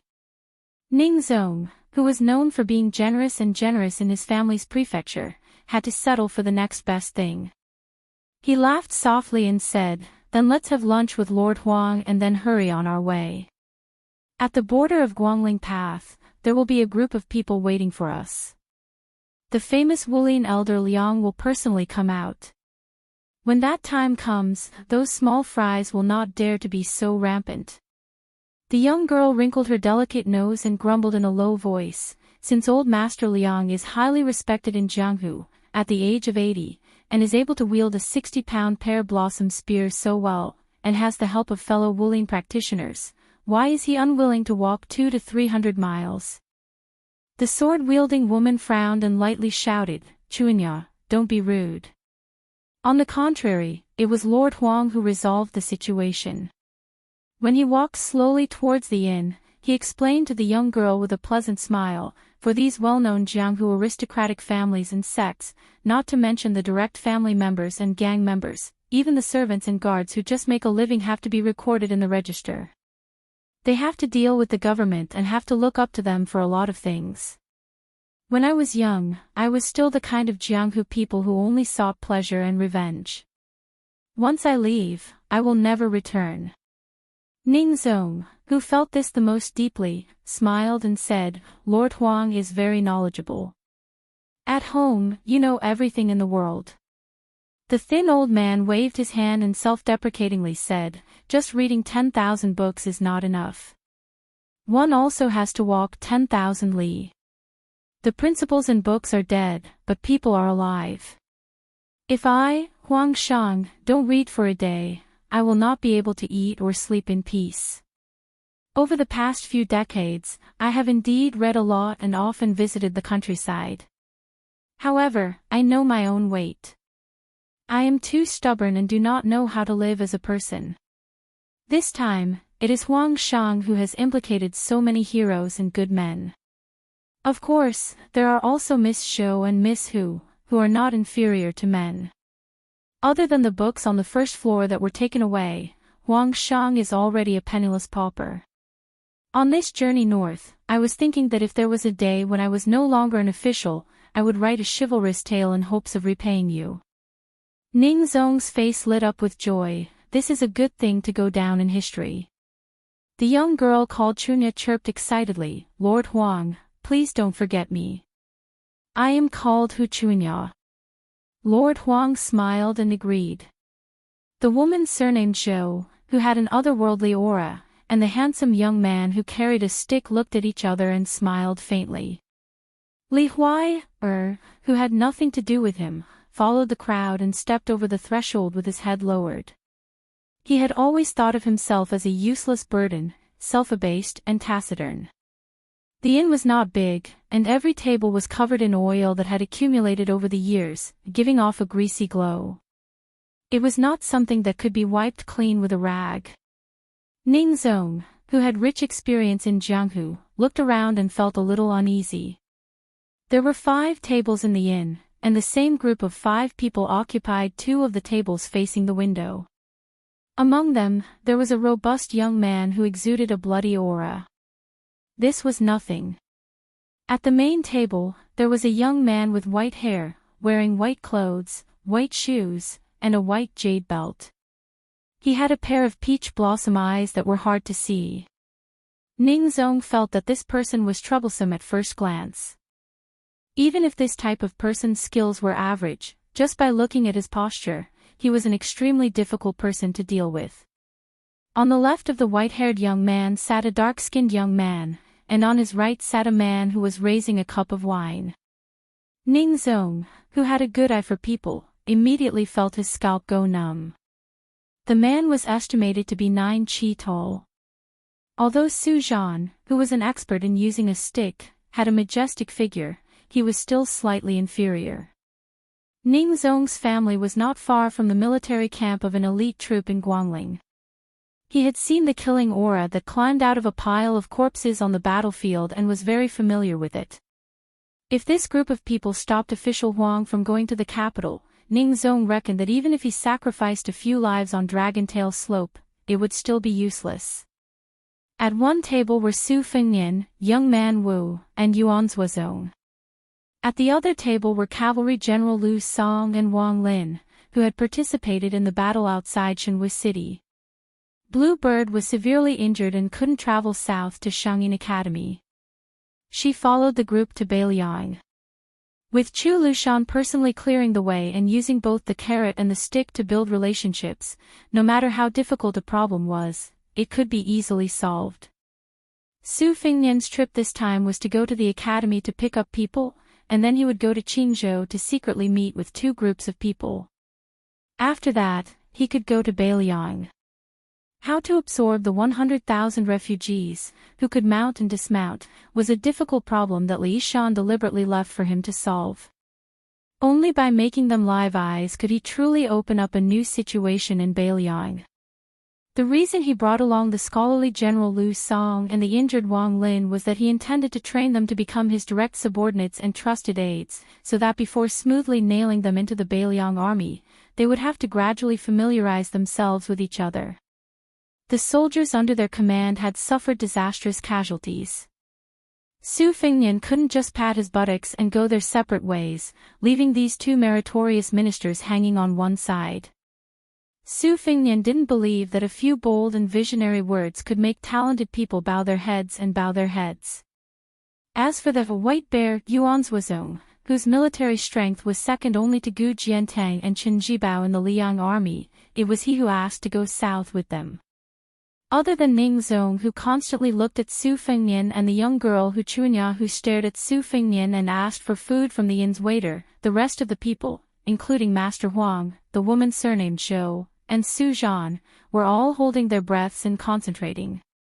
The last 2 jars of wine from the inn's cellar were taken from Su Fengnian's table. Fortunately, Ning Zong knew that excessive drinking would make things worse, so from the beginning he didn't think of warming his stomach with wine. However, Huang Chang, who went to the capital to take up the position of imperial censor, only had 3 hobbies in his life: reading, drinking, and eating crabs. Every year his pitiful salary was spent on these 3 things. At this time, the ideal time to eat crabs had long passed. Although there were books to read in the carriage, the journey was rushed and his life was in danger. He didn't even have time to take care of the several jars of wine that were meticulously made with osmanthus seeds. At this time, Huang Chang smelled the wine and was somewhat moved. However, he cultivated his body and qi all year round, so he didn't say anything. Su Fengnian sat by the window and asked with a smile, "Old sir, I still have half a jar of wine that I can't finish. I'm a bit distressed about the money. How about I sell it to you at a cheaper price?" Huang Chang's heart was moved, but he still smiled and shook his head. Jianghu was dangerous, and compared to the treacherous storms in the officialdom, many times they were the same. It was just that people's hearts were filled with evil intentions. Hu Chunya, whose innocent heart was tied to the elegant young master, Su Zhan, saw Su Fengnian. Her heart was in turmoil, but the words that came out of her mouth were sharp. "He's quite handsome, but his hair is white. It's scary to look at. If I see him in the middle of the night, I'll definitely think I saw a ghost." Chapter 793.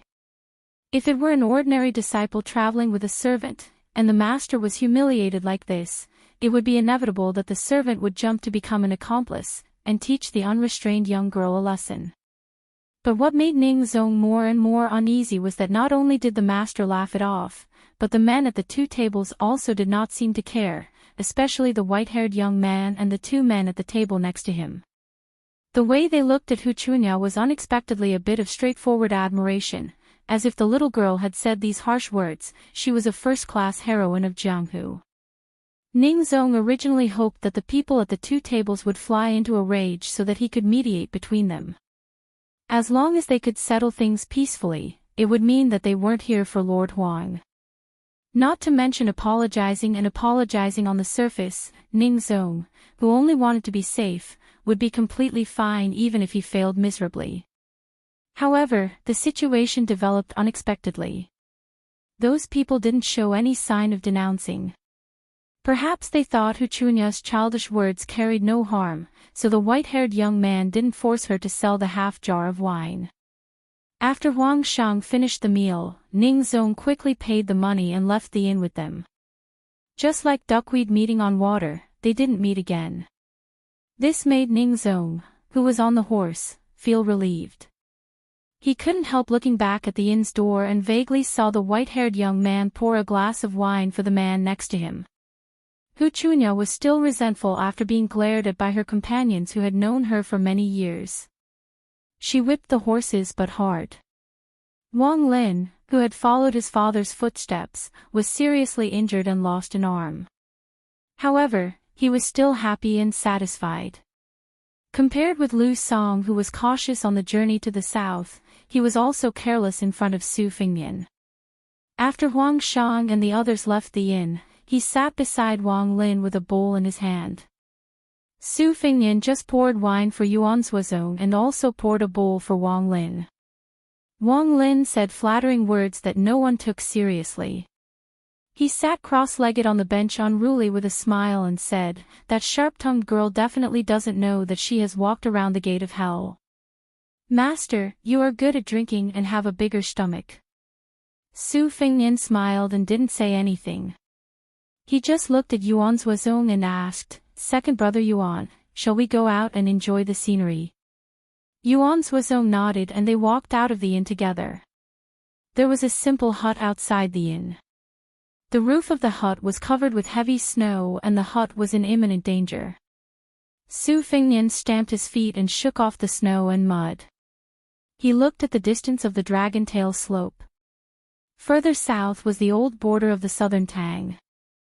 The emperor of the Great Qin dynasty once moved 400,000 refugees to Mount Wuxia. It was surrounded by mountains on 3 sides and the river on the north. The terrain sloped downwards from the south to the north. It was easy to attack but difficult to defend. The great general of the southern Tang, great ancestor Gu, proposed to defend the southern Tang. There were as many as 14 routes for the enemy to come. If they only defended Zhejiang and the capital Luzhou, there would be a chance for them to relax. He proposed to defend the southern Tang and must fight outside the border of the southern Tang. It was a pity that the monarch of the southern Tang didn't accept him. The 300,000 elite soldiers were trapped in Zhejiang and Luzhou. After being surrounded, they surrendered without a fight. Even though great ancestor Gu personally led the southern Tang navy on the Billow Lake and pretended to retreat to Zhejiang to lure the enemy in and almost wiped out the 100,000 navy that was temporarily put together by Liang, it didn't affect the overall situation. After the fall of the southern Tang, great ancestor Gu, who had an outstanding record in both land and water battles, disappeared. People said that great ancestor Gu was born in the right time, but he was born in the southern Tang. If he was a citizen of Liang and had made contributions, he might be able to compete with Su Xiao and Gu Jiantang. Su Fengnian shook his head and said softly, Han Xingxian was waiting for the rabbit in the Shenwu city. He was prepared to die. As a eunuch, he reached the Diao Temple and became the head of the ceremony directorate. After all, he was still a eunuch and had no children. I never understood why he chose the Prince Xiao Kai as his loyal subject. Relying on the powerful first Prince Xiao Zhuan or even the Crown Prince Xiao Zhuan was actually a win-win situation. Because the two princes had the same father and mother, they should keep the goodies within the family. If any one of them became the crown prince, Han Jiaoxi wouldn't take such a risk.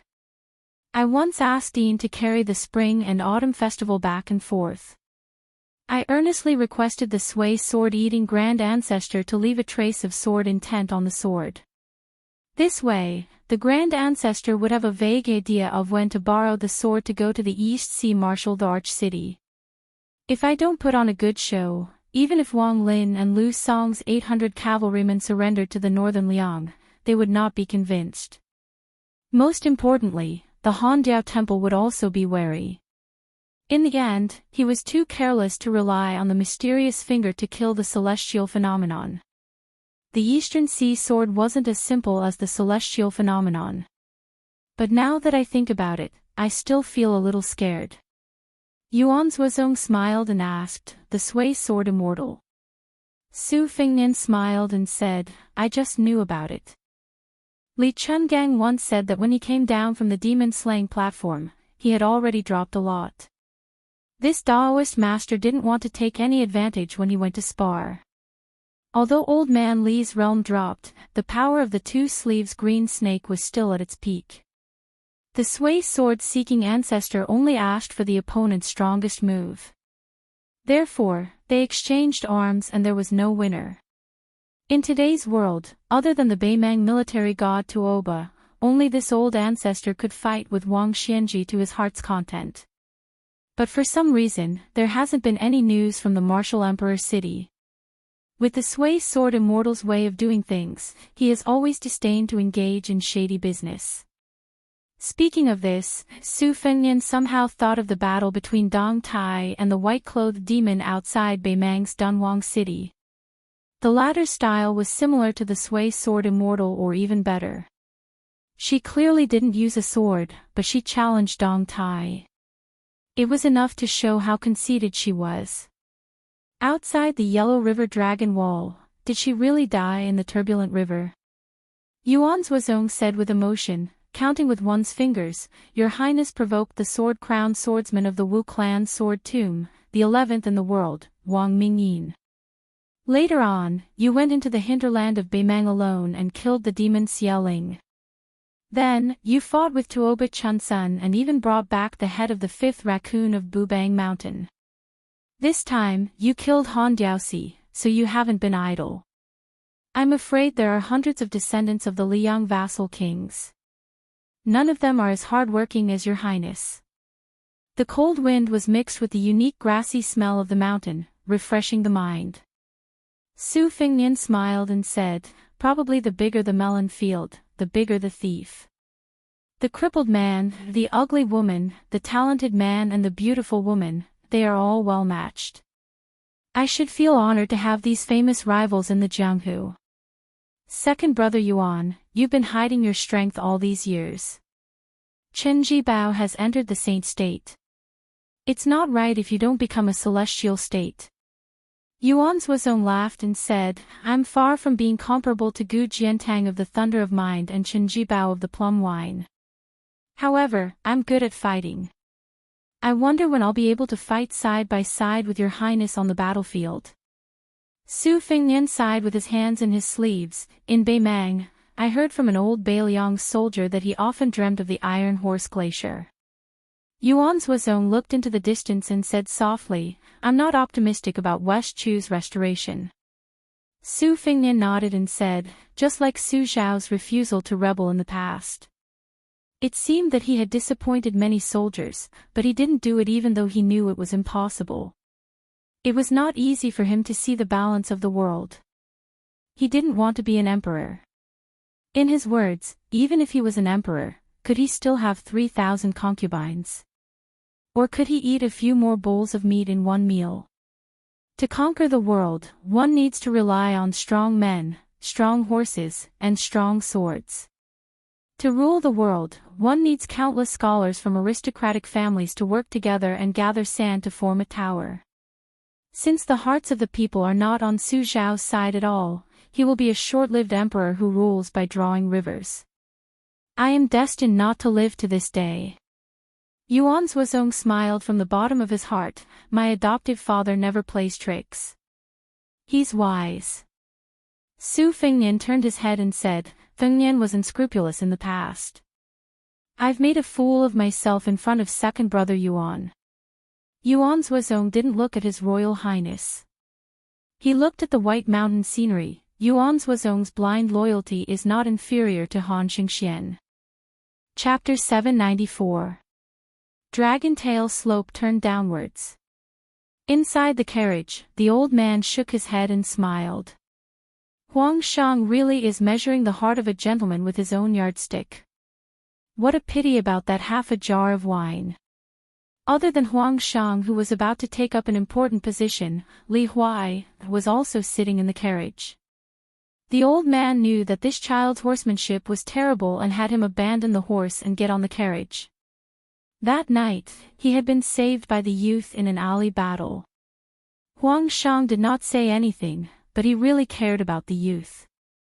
However, Huang Shang himself was in danger and could not promise anything. He just wanted the youth Li Huai to stay away from trouble. If he could gain a foothold in Jing, and if the youth's Jianghu dream did not die, he could put down his old face and ask for a secret martial arts manual for him.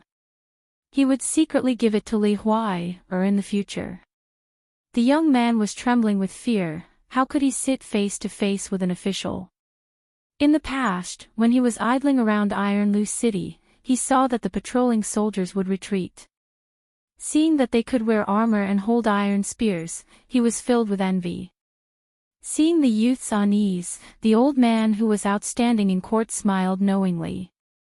He took the initiative to find a topic and asked the youth about trivial matters. Just as Huang Shang was asking Li Huai how much his uncle earned from teaching at the private school, an arrow flew through the air from deep in the forest. The head of the old servant, who was focused on driving the horse, was pierced by the arrow and fell back silently. The corpse pulled at the curtain of the carriage. The quick-witted Li Huai immediately pulled the old man down.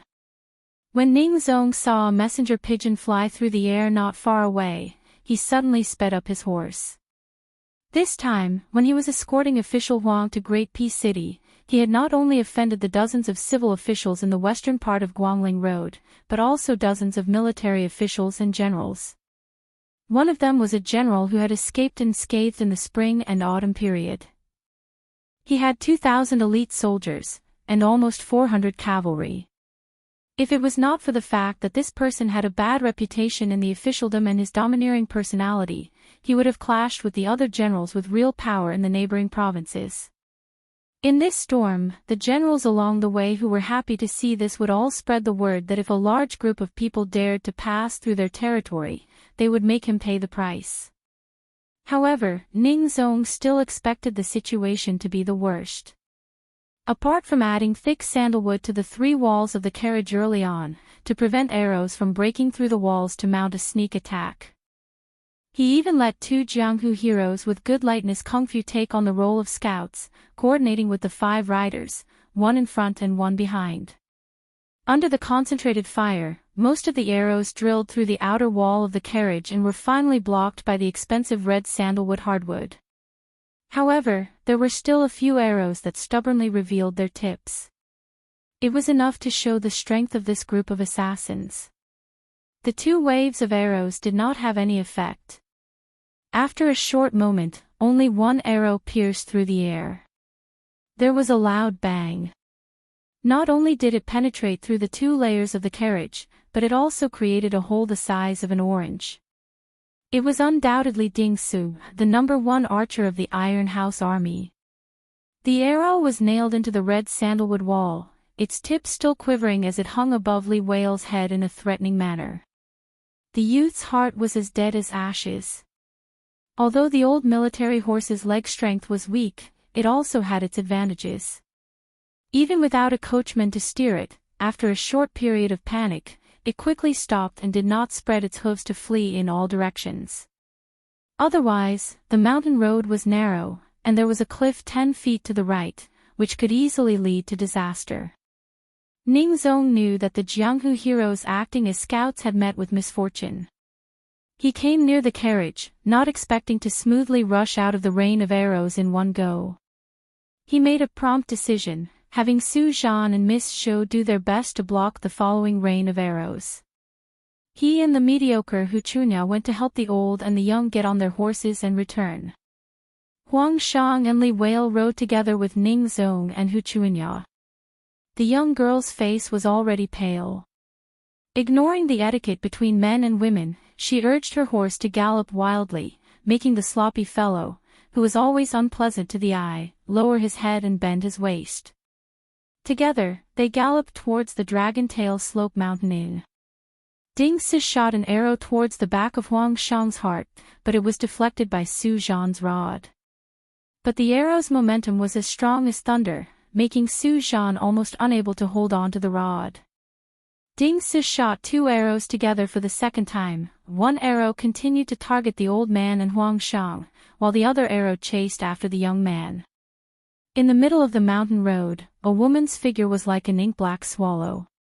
She floated down from the horse's back and moved backwards. She used her sword to cut an arrow, but her palm instantly drew a deep bloody groove. Using the rebound force, she floated back onto the horse's back. Her foot touched the water like a dragonfly, and she pounced towards the second arrow that was close to the young man's back. Seeing that it was too late to save him, she could only throw her sword out and hit the arrow's tail feather, forcing it to deviate from its target.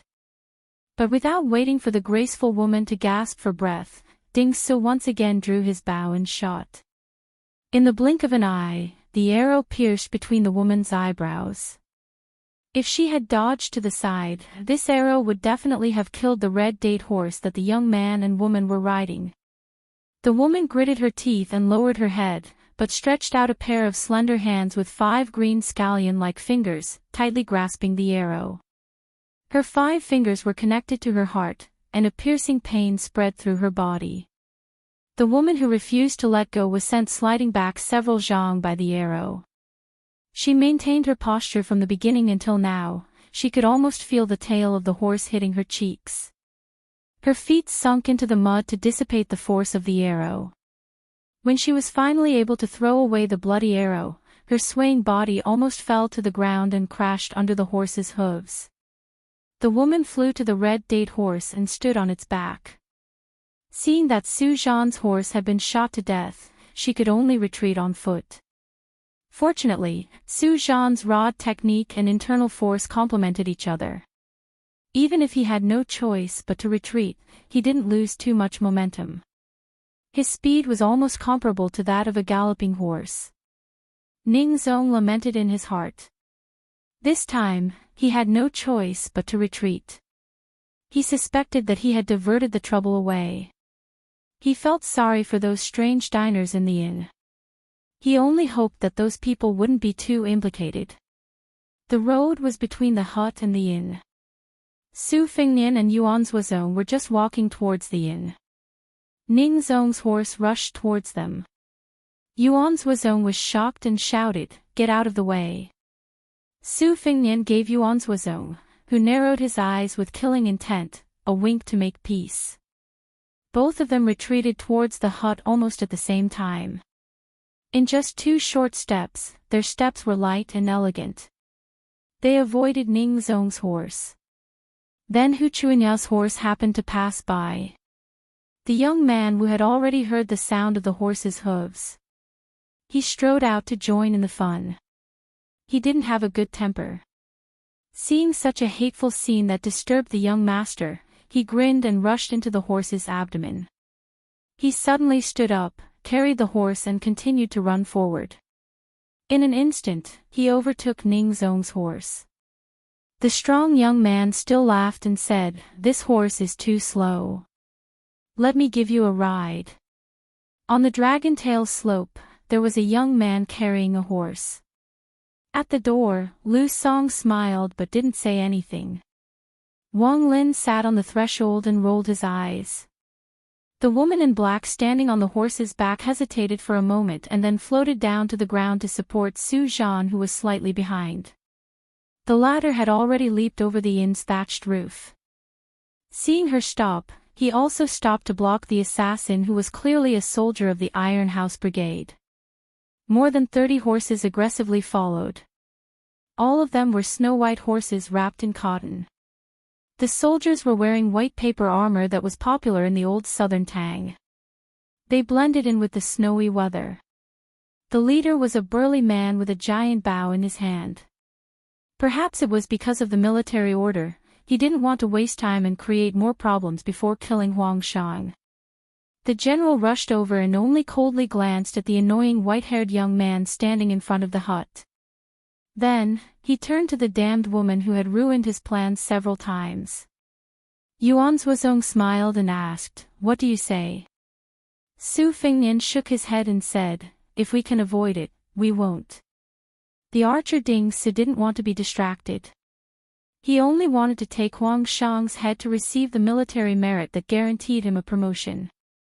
Some of his subordinates who were itching for a fight didn't mind warming up their hands. Almost at the same time, 2 waves of arrows shot towards Su Fengnian, Yuan Zuozong, Lu Song, and Wang Lin. Lu Song shook his head and used one hand to remove the arrow. Wang Lin was full and had nothing to do. He held the arrow with one hand and deliberately shouted and fell back. Lu Song's eyes had some pity. He looked at the group of ruthless soldiers. It was almost the new year. They didn't know how to let the King of Hell relax. They were all in a hurry to reincarnate. Chapter 795. However, before Su Fengnian and Yuan Zuozong could make a move, a tall and sturdy figure arrived with large strides. With his back to the two, he grabbed an arrow in one hand and glared at the armored soldiers. "I am Duan Chun from Huainan. How dare you hurt me?" Ding Su reined in his horse and stopped.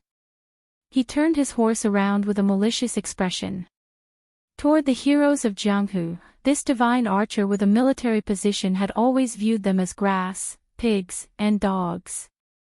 Originally, the few arrows from his subordinates were just to warn the miscellaneous people to watch with folded arms. If they could avoid the arrows, then they were considered capable. Their Iron House army was too lazy to get to the bottom of the matter. If they could not avoid the arrows, then they could only blame their bad luck for appearing on the Dragontail slope. However, this Huainan brute surnamed Duan had broken the rules and dared to provoke Iron Lu City. Ding Su's ears were sharp, and he had already heard that another cavalry unit had charged up the Dragontail slope to block their path of retreat. Huang Shang and the others were destined to be wiped out. He was happy to take the time to play with this group of people. With one hand holding the bow, he took out a special arrow from the whaleskin quiver. Looking down from above, he sneered. "Which I saw us hurting people? It's obvious that you're interfering with the Iron Lu City's mission to suppress the bandits. If you're not a landowning household, you'll be banished 1,000 miles away or beheaded on the spot." The 8-feet-tall man's face turned red, and he said angrily, "You're lying through your teeth. How hateful. Today, I am." Without waiting for the man to finish speaking, Ding Su, who didn't want to listen to him, shot an arrow. The Huainan Jianghu man wanted to grab the arrow with his bare hands. However, after thinking it over, the arrow pierced through the air with a thunderous momentum. He didn't dare to take the arrow head-on and dodged it with a lingering fear in his heart. Without waiting for him to calm his mind, Ding Su, who was wearing a high-grade paper armor left behind from the old Southern Tang's national treasury, shook his hand and shot out 2 arrows, one in front and one behind. Their trajectory appeared to be swaying and falling, as if they were spiritual living creatures, extremely crafty. The Wulin man, who had a small reputation in the Wulin world of Lianghui, groaned inwardly. Just as he was about to shamelessly bend down and roll on the ground like a donkey, he saw a blur in front of his eyes. He straightened his back and focused his eyes. He did not know when the white-faced man had taken a step forward, but he did not know what kind of mysterious technique he used, but there were 4 broken arrows on the ground. The majestic man stamped his foot, the 4 arrows jumped up. Ding Su's countenance changed dramatically. He pulled out 4 eagle plume arrows and shot them out, but the 4 broken arrows still pierced through the hearts of the 4 domineering archers. It was so quiet that one could hear a pin drop. Ding Su's expression was dark. He spat out word by word from between his teeth, "Killing armored soldiers, 9 familial extermination." Su Fingnian put his hands in his sleeves and said with a smile, "This one is from Jing, surnamed Su Qi. I have interacted with the 2 assistant ministers of the Ministry of War, Lu Baijie and Lu Xingxiang. Whether 9 familial extermination is 9 familial extermination, you, a general with a nameless title, cannot decide. I have to ask if the Ministry of War has such a military law." Ding Su's brow furrowed, his expression uncertain. His thoughts turned quickly. The Su family of Jing. There were millions of people in Great Peace City. There were many families with the surname Su. Not to mention dozens of families that had the right to enter the court, they definitely could not be counted with 2 hands. If they really had a relationship with the 2 assistant ministers, even if it was just a faint nod, they were not people that a nameless field officer like him could easily shake. No matter how obedient and careful the officials of Jing were in Jing, when they were outside, they always thought they were better than others. The military of Guangling Road was like a forest, and they were independent. It wasn't that no one dared to not give them face, but Ding Su was not one of them. The moment he heard that they were the sons of officials from the capital, Duan Chun An's gratitude towards them for saving his life immediately faded. His desire to befriend them vanished like smoke in thin air. He had originally been the nameless disciple of the leader of the Huai Wulin, Old Master Liang. This time, he had secretly escorted official Huang to the north. Unless it was absolutely necessary, he would not show himself. Everyone in the Jianghu knew of Old Master Liang's good intentions. The spring and autumn families had been destroyed, and the Jianghu was in tatters. The ones who had the right to be called local tyrants were the big shots that held the power of the military towns. It was okay to provoke the government, but to provoke the military towns that liked to talk about suppressing bandits, then it was like a puddle of mud was stuffed into one's pants. It was not shit, but it was worse than shit, and could not be shaken off. At this time, the situation was that Su Fengnian, Yuan Zuozong, and Duan Chunan were standing in front of the hut. Ding Su and almost 30 people stretched out like a white snake in the middle of the road. At the door of the inn, Lu Song and Wang Lin were watching the show from the side. The woman behind Ding Su and Su Zhan were worried and didn't know how to end the situation. They only wanted to stall for time.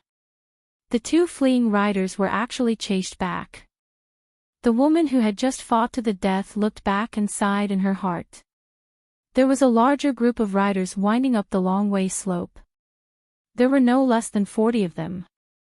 Behind them, there were even footmen who walked as if they were flying. They climbed up the mountain at top speed. The young man carrying the horse put down the red date horse. Hu Chunya and Li Huai, the poor couple on the horse, were scared out of their wits. The young man hugged the woman's slender waist with both hands. In the past, the woman would have punched and kicked him. At this time, she forgot to teach this little pervert a lesson. There was a wolf in front and a tiger behind. Was she really going to die here today? Hu Chunya held her face with both hands and was about to cry. She had not yet married a red headscarf, and had not yet wandered the Jianghu with an immortal couple. How could she be willing? Su Fengnian turned his head and looked at the old imperial censor riding with Ning Zong. He laughed and asked, "Official Huang, Assistant Minister Lu asked me to meet you here. Let's drink a few cups of wine before going to the capital." Assistant Minister Lu has already set up the table to welcome Official Huang.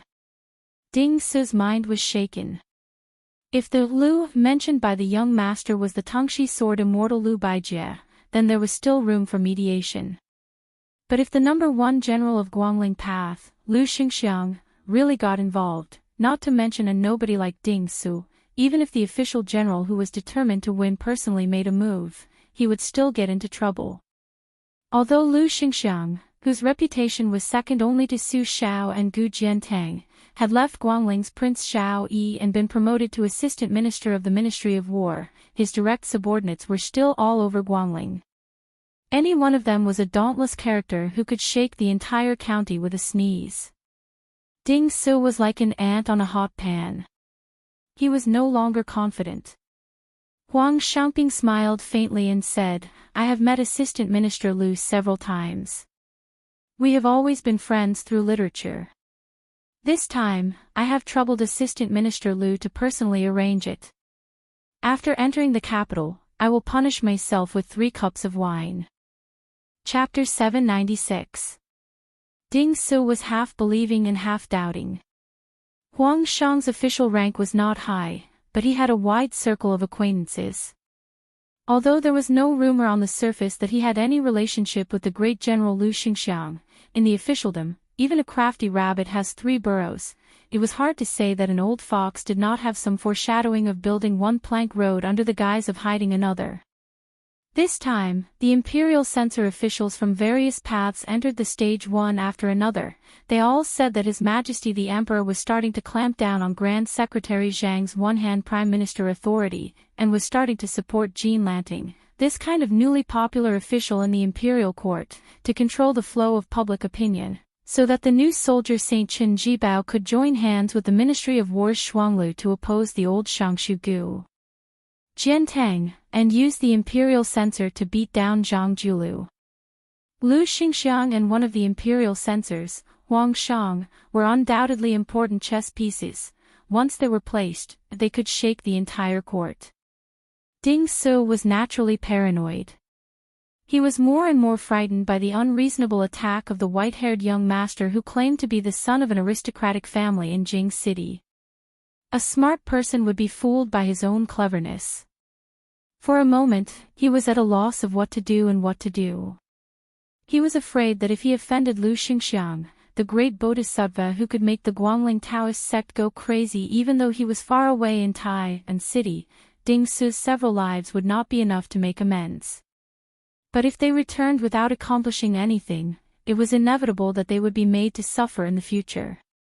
If they were careless and fell for the empty city stratagem, it would be even more difficult to clean up the mess. As long as Huang Chang entered the capital, the western provinces of Guangling Road would definitely shed a few layers of skin, and quite a few heads wearing official hats would fall. Su Fengnian smiled and didn't add fuel to the fire. Instead, he took the initiative to give Ding Su a way out. Take your time to discuss. Lord Huang and I will go to the inn to have a drink. After you've discussed, you will be sent out of the country as a gift. Su Qi will remember this favor. If they weren't willing to let him go, then they would lay out a path. First, they would leave dozens of corpses and send them to the Ministry of War in the capital. Then, they would compete to see who their backer was. But I think that in Guangling, other than the vassal King Zhao Yi, there is no one with a higher official position than Assistant Minister Liu. He heard the name Zhao Yi. Ding Su's eyelids trembled. This boy dared to call the king by his name. Was he really one of those arrogant young masters of Great Peace City? These bastards who relied on their father's grace were known to only recognize the king and not the vassals. Su. Leaving Wu and Lu Xingxiang led Yuan Suozong and Wang brought Yuan Sua and Wang Lin over the threshold. With, and, under, of. Wu. And. Wu and, to bring. To. Earlier. Old Master left in a hurry and didn't have time to drink. There is still half a jar left on the table. Would you like to satisfy your cravings now? Huang Shang was an official. He was old-fashioned and pedantic, but he had written many high-spirited poems. He wasn't unreasonable. Now that he was at death's door, he was full of heroism. He took the wine jar and shook it. He closed his eyes and smelled it. When he opened his eyes, he smiled. I've been holding it in. After drinking and satisfying my cravings, it won't be too late to die. When I reach the Yellow Springs, I can still enjoy the fragrance of the wine. Ning Zong, Duan Chunan, and the others who entered the room with him had a sad expression. Lord Huang was such an upright official. Even a man whose conscience wasn't eaten by a dog would feel sad for him. Jackal and Wolf said, "Good people can't do anything." Old Master Huang rolled up his sleeve cuff with one hand and poured a few bowls of wine with the other. In addition to the bold white-haired young Master Su in front of him, he didn't forget Ning Zong and Duan Chunan who followed him all the way. Looking up, he saw that the stalwart man who killed with a broken arrow didn't sit down. He just stood behind young Master Su. Old Master Huang smiled. Won't this hero drink a bowl? Yuan Suozong smiled and shook his head gently. Hu Chunya, who just got out of danger, whispered, Lord Huang, be careful. These people are the same as the government. They collude with each other and play a trick on us. If there is knockout drug in the wine. Ning Zong suddenly withdrew his hand. He didn't rush to drink the wine. Duan Chunan, who had already brought the bowl to his mouth, didn't know whether to drink or put it down. He could only pretend to smell the wine. It was a little funny. Su Fengnian's face was calm. His slender fingers rubbed the edge of the bowl. He still didn't get angry. Huang Chang laughed heartily. When I was young, I learned physiognomy from someone. I know a little about physiognomy. Young Master Su is a man with many blessings and fate. You don't lack wealth. It's not easy for you to cherish blessings and fate. Su Fengnian raised his bowl and drank with the open-minded old master Huang. Su Zhan and the woman surnamed Zhou had been guarding at the door of the inn, carefully guarding against the Iron House soldiers. She didn't look at the elegant white-haired young master Su. She just glanced at him, curious about how he was born with a pair of beautiful red phoenix eyes. At this time, seeing him sitting and drinking with Lord Huang, she took a few more glances. Lu Song stood proudly at the door of the inn with his arms crossed and his eyes closed. The sturdy young man who had previously shocked all the outsiders was sitting on the door's sill, bored to death. He only hated those blind armored soldiers for being cowardly and not allowing him to kill to his heart's content. Outside the divine martial city, he had not achieved anything with his rapid-fire arrows, and he was already sullen and uncomfortable. The rapid-fire arrows of that bullshit general on the dragon-tail slope, in his eyes, were like a little girl's embroidered shoes. He looked down on them. Half a jar of wine was not enough. Su Fengnian smiled and asked the inn owner who was squatting beside the curtain, "Innkeeper, do you have good wine? Don't hide it. I won't forget to pay for your wine." Faced with such a calamity that the common people feared like a tiger, the burly man reluctantly stood up. He had served many people by observing their body language, so he was used to bending his back and mumbling to himself, "Yes, yes, yes." Su Fengnian smiled and joked, "Now that things have come to this, one more jar of wine won't cause any more trouble. It's better to get the money first." Hu Chunya glanced at the innkeeper. Fortunately, this guy had a fierce face and a frightening appearance. He was as timid as a mouse. He deserved to be barely able to survive in this small place. Su Fengnian reached into his sleeve and took out an ingot of silver that was not light. He gently tossed it to the shopkeeper. The shopkeeper hurriedly caught it and wiped it with his sleeve. He turned around and took a bite of the ingot to confirm that it was real gold and silver. Only then did he turn back to get the wine while muttering. Hu Chunya couldn't stand men being stingy and sloppy. She rolled her eyes. On the other hand, Li Huai saw soldiers who killed people like flies, officials like Huang Chang and Su Zhan who were outstanding martial artists. They were all things that the youth could only look at but not reach. Finally, he caught a guy with similar habits. A knowing smile quietly appeared on his face. When Hu Chunya saw it, she remembered that she was taken advantage of by this mischievous and poor guy. She kicked him fiercely. The youth sucked in a breath of cold air. He squatted on the ground and hugged his calf, not daring to cry out. The girl stared at the white-haired man from the corner of her eyes. She felt that this guy was the city god's morning sickness. He didn't have good intentions and was harboring evil intentions. Duan Chun and got up and left the table. He took a jar of wine from the innkeeper and tore off the seal. It was a common rice wine in Jiangnan. It had a refreshing fragrance and was soft in the mouth. It was not easy to get drunk. He took the initiative to pour wine for everyone. Huang Chang even had the mood to laugh at himself. The taste of waiting for death is not good. But if you don't die, you can still drink a few bowls of wine. Wang Lin didn't dare to sit at the same table as Su Fengnian. Just smelling the wine made him confused. He shamelessly asked for a bowl and went to the next table to drink slowly. Su Fengnian drank a mouthful and raised the bowl high. He frowned and shouted, "Innkeeper." The man squatting under the curtain stood up with a nervous face. He straightened his neck and said firmly, "This guest, we didn't add water to the wine. We won't refund the money." Su Fengnian said with a serious face, "There's something wrong with this wine." Huang Chang was confused.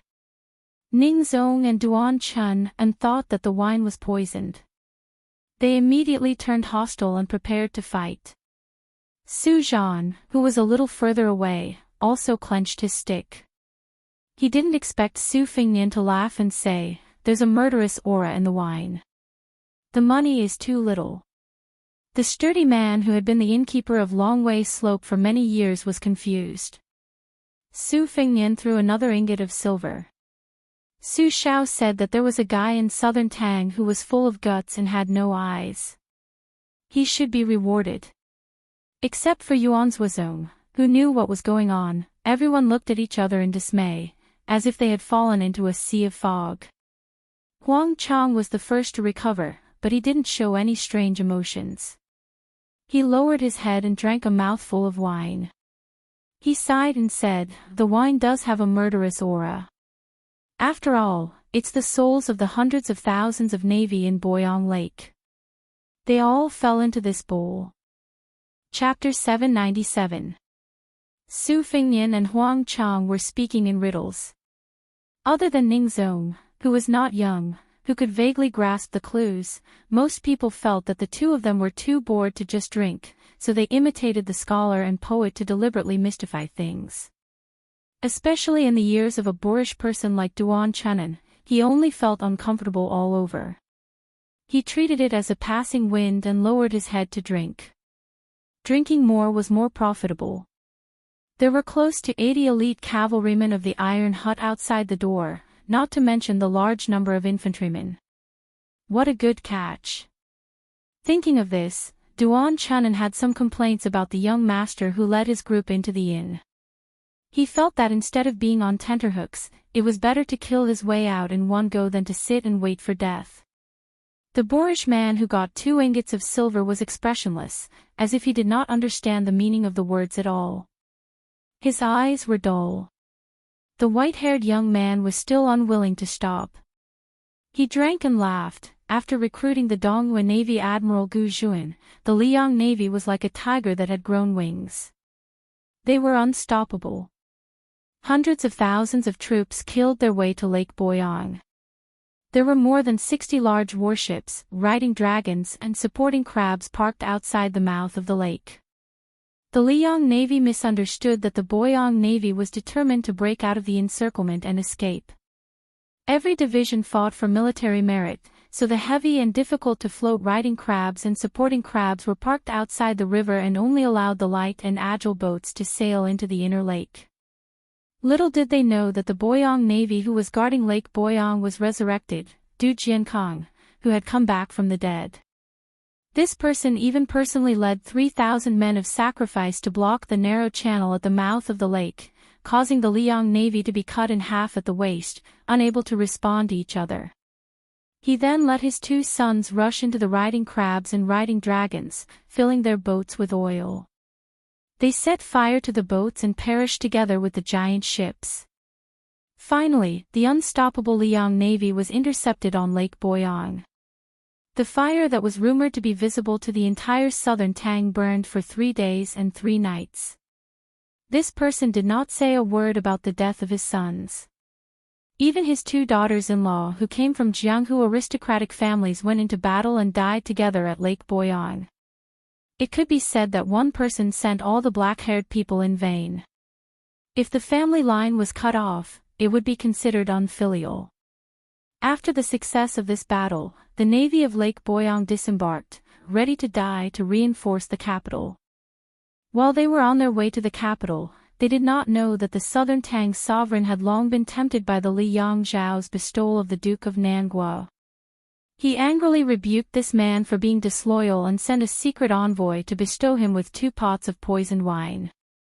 The navy of Lake Boyang surrendered without a fight. The 80-year-old General Du Jiankong was beheaded after his death and placed in a box. The king of the southern Tang kingdom wore a hemp robe and opened the city gate. He held the box in his hands and begged for forgiveness. He then knelt down to welcome the imperial advisor. That day, the southern Tang kingdom was destroyed. Huang Shang added oil to the fire and said, after the matter, the southern Tang, that failed ruler, rushed to Great Peace City with his brothers from the other countries of the spring and autumn period. Liang Xindi laughed and said that tens of thousands of sailors had died in battle, so he took Du Jiankong's life to pay for it. He still owes me a head.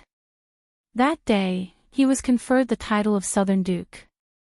That day, he died in the Southern Duke's residence and became a joke. This old man of the Song family wrote the history of the spring and autumn period. He had a dispute with the old Grand Secretary over whether the Southern Duke should be bestowed an evil or a beautiful title. In the end, he compromised and only bestowed an ordinary title that was neither evil nor beautiful. Southern Tang's surname was Hong, which was the national surname back then. Now, everyone is ashamed to be surnamed Hong. The fierce-looking face of the innkeeper twitched a few times. He wanted to say something but stopped. He wiped his face and smiled. His eyes were no longer muddy. He walked lightly to the table and asked with a smile, "Guests, would you like to reward this country bumpkin with a bowl of wine to drink?" Su Fengnian spread out his hands and said, "Sit." The innkeeper rubbed his hands and sat down. He looked at Su Fengnian and said, "Young master, are you the important person in charge of Zhaogo and Liang? You are truly young and promising. Normal people can't enter this place." Su Fengnian shook his head and said with a smile, "I've barely fought with Zhaogo, and I've also had dealings with Beimang's spiderweb. They are all difficult to deal with. If I can avoid them, I won't touch them. Don't worry, on this trip of mine, I just happened to pass by Longway Slope. At first, I was just curious as to why someone would open an inn in this kind of desolate wilderness. If they were looking for wealth, then their eyesight was too poor. If they were looking for stability, then that's more like it." Huang Darren said he knew some physiognomy. "I actually know a thing or two about physiognomy." The innkeeper's physiognomy was 60 years old, but his physiognomy was still too tender. Coincidentally, there was someone in the manor who was skilled in the weaving of facial skin. When I first met him, I was somewhat puzzled. To be honest, maintaining a face is the opposite of maintaining jade. The more jade is maintained, the more mellow and smooth it will be. However, a face that is hard to buy with 1,000 gold won't be easy to wear for 20 years. However, regarding this, I can only treat it as every family having their own difficulties. Meeting was fate, so it was fine after drinking wine. However, when I walked out of the inn and went to the thatched shed to enjoy the scenery, I guessed that when the weather was clear, I could see Nantang Boyong Lake. As for the innkeeper's vocabulary, although he deliberately concealed it when he struck up a conversation earlier, it was no different from a local accent. However, there were a few words that were somewhat deep-rooted. It was clearly an old Nantang accent. Don't you think it's a coincidence? I'm just a hedonistic son of a rich family who pretends to be cultured. I don't learn the good, but I know the bad. Coincidentally, I also have some understanding of Nantang music, so I became more and more curious. The old innkeeper glanced at the ignorant Duan Chunen and then laughed heartily. "Young master is learned and skilled, and your knowledge is diverse. It really makes an old man like me, who has half of my body in the yellow mud, admit that I'm old. The younger generation will surpass us in time." Chapter 798. Huang Shang, who had been paying attention to the shopkeeper's expression, saw his glance and was horrified. He hurriedly said to Ning Zong and Duan Chen, "Brother Ning, take Master Duan to the door to see what's going on outside." Ning Zong, who was covered in cold sweat, stood up and pulled Duan Chen's arm to drag him to the door. The old shopkeeper no longer had the air of a merchant. He smiled and said, "Let me ask you an annoying question. You're curious about me, and I'm also curious about what you said just now. You're familiar with Beimang, Liang, Zhaogo, and Cobweb. Ordinary aristocratic families don't have such treatment." Huang Shang, who was about to become an official in the capital, suddenly interrupted, "I'm only taking advantage of drinking today, and I'll only talk about drinking in the future. If you two trust me, I'll continue to sit here and drink. If you don't trust me..." Before Master Huang finished, Su Fengnian picked up the wine jar with a smile and filled Huang Shang's half-bowl with wine.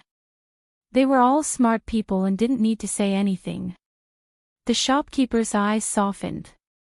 He drank a mouthful of wine and then looked up at Yuan Suozong, who had been silent. He said straightforwardly, "Yuan Baixiong, I've been fascinated by the battle in the princess tomb for a long time." Yuan Suozong narrowed his eyes and smiled. "Compared to the battle at Boyang Lake, it's a far cry." Huang Shang was shocked and speechless at first, but he suddenly understood and smiled bitterly. Finally, he lowered his head and murmured, "There's no such thing as taking advantage for free in the world. But this wine is spicy, but it warms my heart. After sitting here today, I have no regrets in this life." The shopkeeper stared at Su Fengnian and said something shocking. "I heard that the heir of Beiliang traveled 3 times and went all over Liang and Beimang. Do you have nothing better to do? Young Master Su, can you explain a little to me?" Su Fengnian stopped drinking and tucked his hands into his sleeves. "In the beginning, I was fleeing. Later on, I wanted to take a look around. I wanted to walk the path that old man had walked all those years ago and take a look at the great country that he had conquered. As for why I went to northern Mang, if I were to really talk about it, this half-full jar of wine on the table is not really enough." The shopkeeper shook his head and said, "There really isn't any wine left." He rubbed his face and sat next to the window. He looked out the window and chuckled softly, looking at the great lake of southern Tang, below the 9-story tall building, connecting all 8 directions and holding up half of the sky. "Good mountains and good waters greet me from the bottom of my eyes." His accent remained unchanged. "When the wind is clear and the clouds are broad, with a few jars of inferior wine, we discuss the affairs of the 2 dynasties, moving unhindered through the annals of history. Wouldn't it be delightful to eat and drink all the blocks in one's chest? Isn't that great?" Su Fengnian said softly, "Merits and demerits are recorded in history. Good and evil can only be judged by the king of hell." Huang Shang, who was supposed to be quiet, drank a bowl of wine and wiped the corner of his mouth with his sleeve.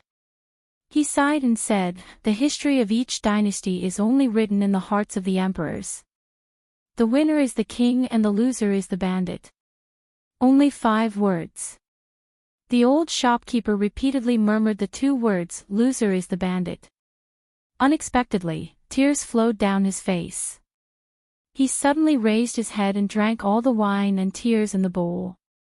"It doesn't matter if great ancestor Gu's whole family died. In the end, there were still some elders of southern Tang who said a few good words. Since ancient times, how many emperors who sat on the country would rather be ashamed of their ancestors and the people? The world said that before Du Jiankong drank the poisoned wine, he stomped his feet and cursed the previous emperor for being muddle-headed.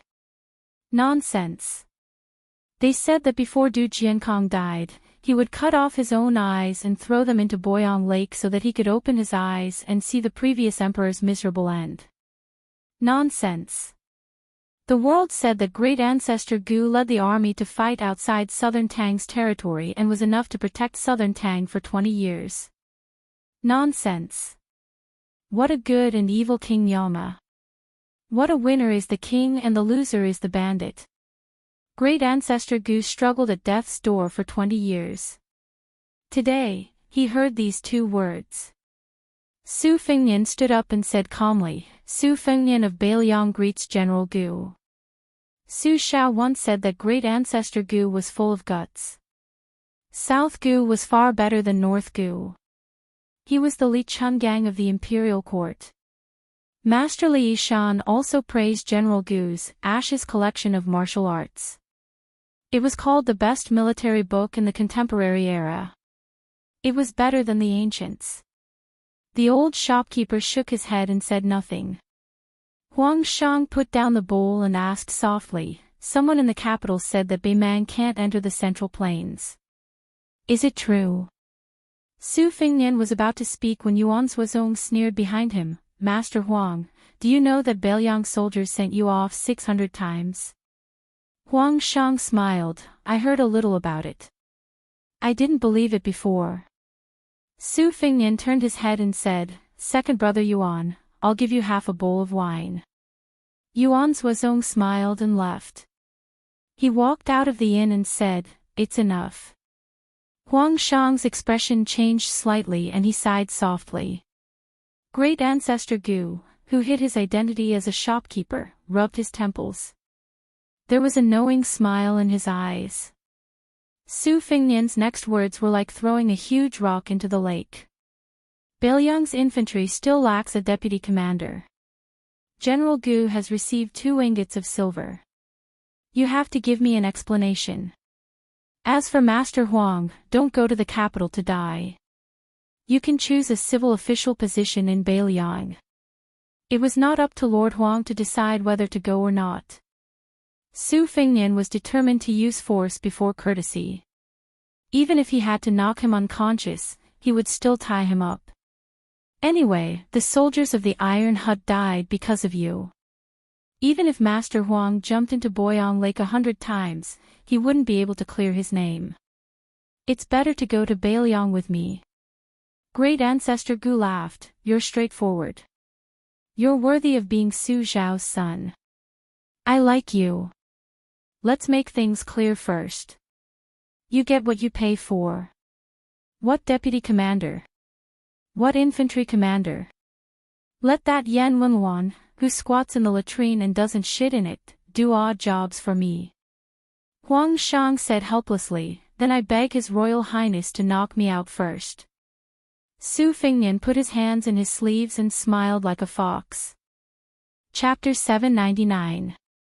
The fire on the Dragon Tail slope burned the simple inn and the corpses of the soldiers. Su Fengnian squatted at the side and spread his hands lazily to warm himself. Looking at the ashes on the ground, he could not help but think of Great Ancestor Gu's military book, Ashes. There were 16 volumes, which detailed ancient and modern strategies, the situation of the territory, the importance of public lands, naval warfare, river defense, and many other elements. It first proposed that the land was the foundation of the country's military strategy, and gave an incisive overview of the world. Xiangfan was the land of the world, and Beiliang was the land where lions hunted rabbits. In fact, they all came from the same ashes. Secondly, the situation and the imperial government complemented each other, and neither could be missing. Especially the emphasis on the exploration of mountain sand mines, it could be said to be all-encompassing. Li Shan's vision was very high, and he sincerely admired Ashes, praising it as a new paradise for the military strategists of later generations. Unfortunately, the Southern Tang dynasty collapsed, and half of the 16 volumes were confiscated by the national treasury. Most of them were pocketed by Gu Jiantang, and the remaining 8 volumes were scattered among the people. Beiliang only had 3 volumes. When Su Fengnian was young, he was often punished by Li Shan to copy miscellaneous books. The 3 volumes of Ashes undoubtedly made him suffer a lot. At that time, he would never have thought that today he would be drinking at the same table with the military book's author, and that they would return to Beiliang together. If they met earlier, perhaps his master would have had another drinking buddy. Hu Chunya stared blankly at this sloppy guy.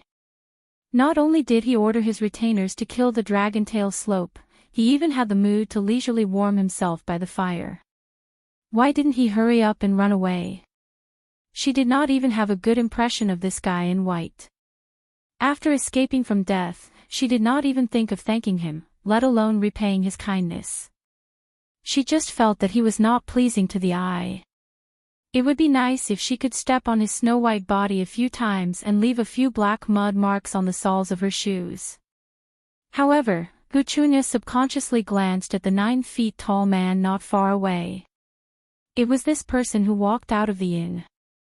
After a few sips of wine, it was completely quiet outside. He dragged the corpse of the Iron Lu City's Master Archer General into the burning inn like a dead dog. Seeing this, Guchunya, who was hiding in the thatched shed, almost vomited. As for the young Li Huier, who was ignorant of worldly affairs, his eyes were wide open from the beginning to the end, foolishly watching people collect the corpses. He firmly believed that this group of elite armored soldiers had been punished by the heavens, and refused to believe that they had been killed by humans. The hut was not burned down. Great ancestor Gu and Huang Shang stood in the hut and looked to the south together, sighing. Birds of a feather flocked together. Ning Zong, Su Zhan, and the woman surnamed Zhou naturally gathered together. The woman took advantage of the fire to retrieve her sword. Her hands were badly mangled, but fortunately, her muscles and bones were not injured. She applied an exclusive golden soar medicine and wrapped it in a clean silk cloth, and did not care about it anymore. No matter if one traveled alone or in a group, gold, silver, and soft goods were a necessity in Jianghu. The delicate bottle to hold the ointment was even more indispensable. The woman surnamed Zhou was not old, but she was already experienced in Jianghu. She relied on herself to reach the third level of strength. For a woman who could not be said to have any family inheritance, it could be said to be a miracle. Hu Chunya had always been rude when speaking, and this time was no exception. She heartlessly asked a question that made Ning Zong's eyelids tremble. "Will this guy kill us to silence us?" The woman surnamed Zhou put her palm on the sword hilt and remained silent. To a swordsman, a sword was not only a lover's beauty, but also a lover's love. Sometimes, it was also a strict senior. Looking at a sword was like looking at a person, reminding people that Li Chungang once held a wooden horse and ox with a sword. Dong Tai also twisted a peach branch like holding a sword, and the 9 swords of the Wu family held a sword until they died in the wilderness of Beimang. In Jianghu, there were many sabersmen who turned to swordsmanship, and few swordsmen who turned to other weapons. Practicing swordsmanship from childhood to old age, they stuck to one thing until death. Even if they could not achieve anything in their lifetime, they would not abandon the sword midway. Although Su Zhan's family had declined, a dead camel was still bigger than a horse, and his family was still not thin. His father, Su Dachu, wrote the Observing Skills scripture, which could be said to be a comprehensive collection of staff techniques. When the Su family of Lianghuai was mentioned, even the bandits who disregarded human life would give them a thumbs up. It was only because it was said that when Su Dachu was young, he was fortunate enough to meet the spear immortal Wuxia. At that time, the famous great guru saw that Su Dachu's foundation was not bad, and taught him a secret formula. In the eyes of the Wulin people of Lianghuai, it was tantamount to building a friendship with a real immortal on the earth. It was just that fortune and misfortune came together. After Wang Xiao was killed by Chen Jibao, the foundation of the Su family, which had been relying on the spear immortal for many years, began to decline day by day. It was no longer the same as before. Su Dachu died depressed, and Su Zhan was used to seeing the fickleness of human nature, so his temperament became colder. Compared to Hu Chunya's pure disgust, which came from instinct, Su Zhan had a few more hidden feelings of jealousy and reverence for that enigmatic young master. However, he did not want to be noticed by Zhou Qinghuai, so he was suffocating. Zhou Qinghuai said calmly, "I only heard that Master Huang will not be going to the capital for the time being, and will be going to Shangyin Academy to visit a friend. I don't trust this group of people, so I will accompany them. Uncle Ning and young Master Su, what do you plan to do?" Chapter 800. Ning Zong shook his head. He didn't dare to puff himself up at his own cost. More than 100 of his soldiers had died and all his belongings were there. He had to hurry back to remedy the situation. Since Sir Huang was safe for the time being, Ning Zong wasn't so chivalrous that he didn't care about the survival of his family. Ning Zong didn't hide it and said directly, "Qin Hu, I can't go to Shangyin Academy with such a big thing happening." Su Zhan said in a low voice, "Uncle Ning, don't worry. I'll do my best to protect Sir Huang with Qin Hu." Ning Zong was relieved and patted Su Zhan's shoulder. Hu Chunya said excitedly, "Sister Zhou, young Master Su, you can come to my house." Ning Zong smiled. The reason why he had brought this girl along this time was partly because she had insisted on joining them, and partly because Ning Zong had a plan in mind. Hu Chuanya was the only daughter of the Kaisha Mountain's master. The Kaisha Mountain had a high prestige in the Lianhui region, and was second to none in the Zhejiang region. Zhao Hongdan of the Kaisha Mountain wielded the drunken sword, and when she sparred with others, she liked to drink. The more intoxicated she was, the better her swordsmanship would be, and it was rare for her to meet a worthy opponent. She had the strength of level 3, which was equivalent to one of the 6 assistant ministers in Jianghu. Hu Chuanya didn't follow Zhao Hongdan's surname because the real master of the Kaisha Mountain was Zhao Hongdan's wife, Hu Jingxia. She was a famous tigress. Hu Chuanya's grandfather was an elder of the southern Tang dynasty who had retired from Zhejiang. During the Spring and Autumn War, he had led thousands of soldiers. He was ruthless and killed people like flies. Zhao Hongdan was considered to have married into the Hu family of the Kaisha Mountain. After hastily burying the old servant who had served Sir Huang for many years, Ning Zong cupped his hands and bid farewell to everyone at the bottom of the Dragon-tail slope. He rode straight to the south while Duan Chun and rode to the north to report. Previously, Yuan Zhuozong deliberately left a few war horses behind and did not send them to the King of Hell's palace. Now, they came in handy. Su Zhan, Zhou Qinghu, Hu Chuanya, and Su Fengnian, great ancestor Gu, Yuan Zhuozong, rode 2 carriages. Huang Chang and the young man, Li Huai, rode in the same carriage. Lu Song was the coachman of this carriage, while the kamikaze warrior, Wu, drove the other carriage. Wang Lin was unwilling to sit in the carriage, so he sat behind the young man and muttered, saying that the woman surnamed Zhou's buttocks were like the full moon, and her eyebrows were raised. Not only was she good at giving birth, but she was also a seductive beauty. After he brought her into his family, she would definitely give birth to a large nest of babies. Ever since Wu left the Shenwu city, he had been arguing with Wang Lin. Now that they were talking about a woman's figure, they were on the same side for the first time. This was how children were. They were the most unwilling to show weakness on this topic. They were afraid that they would be treated as a fledgling who had never tasted meat. They had just left the Dragon-tail slope and had not yet turned into the courier road when a group of people blocked their way. There were about 20 of them, and their momentum was very domineering. These 20 riders were wearing a variety of clothes.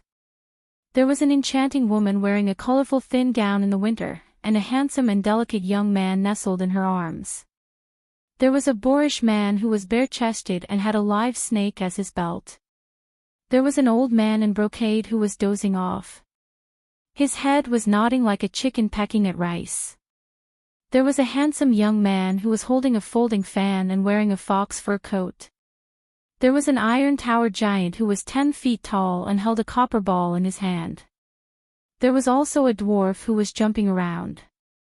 He was standing on a tall horse that did not match his body size.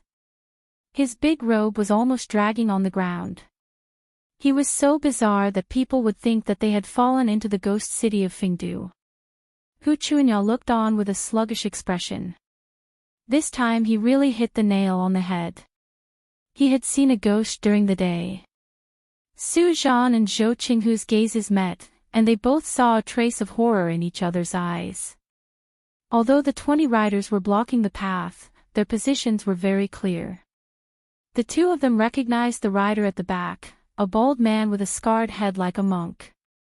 However, he was wearing a rare Taoist robe that was neither from Mount Longhu nor Mount Wudong.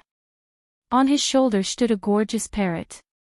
This person could be considered the #1 great calamity in the Jianghu of the 2 rivers. He killed people as he pleased. Even Master Liang had suffered a great loss under his hands. At that time, Chaoshi Mountain was angry that a woman in the volcano had been humiliated to death by him. They did not hesitate to mobilize all of their forces, mobilizing 100 light cavalry servants. However, even Zhou Bao and Zhou Qinghu were unable to do anything about it.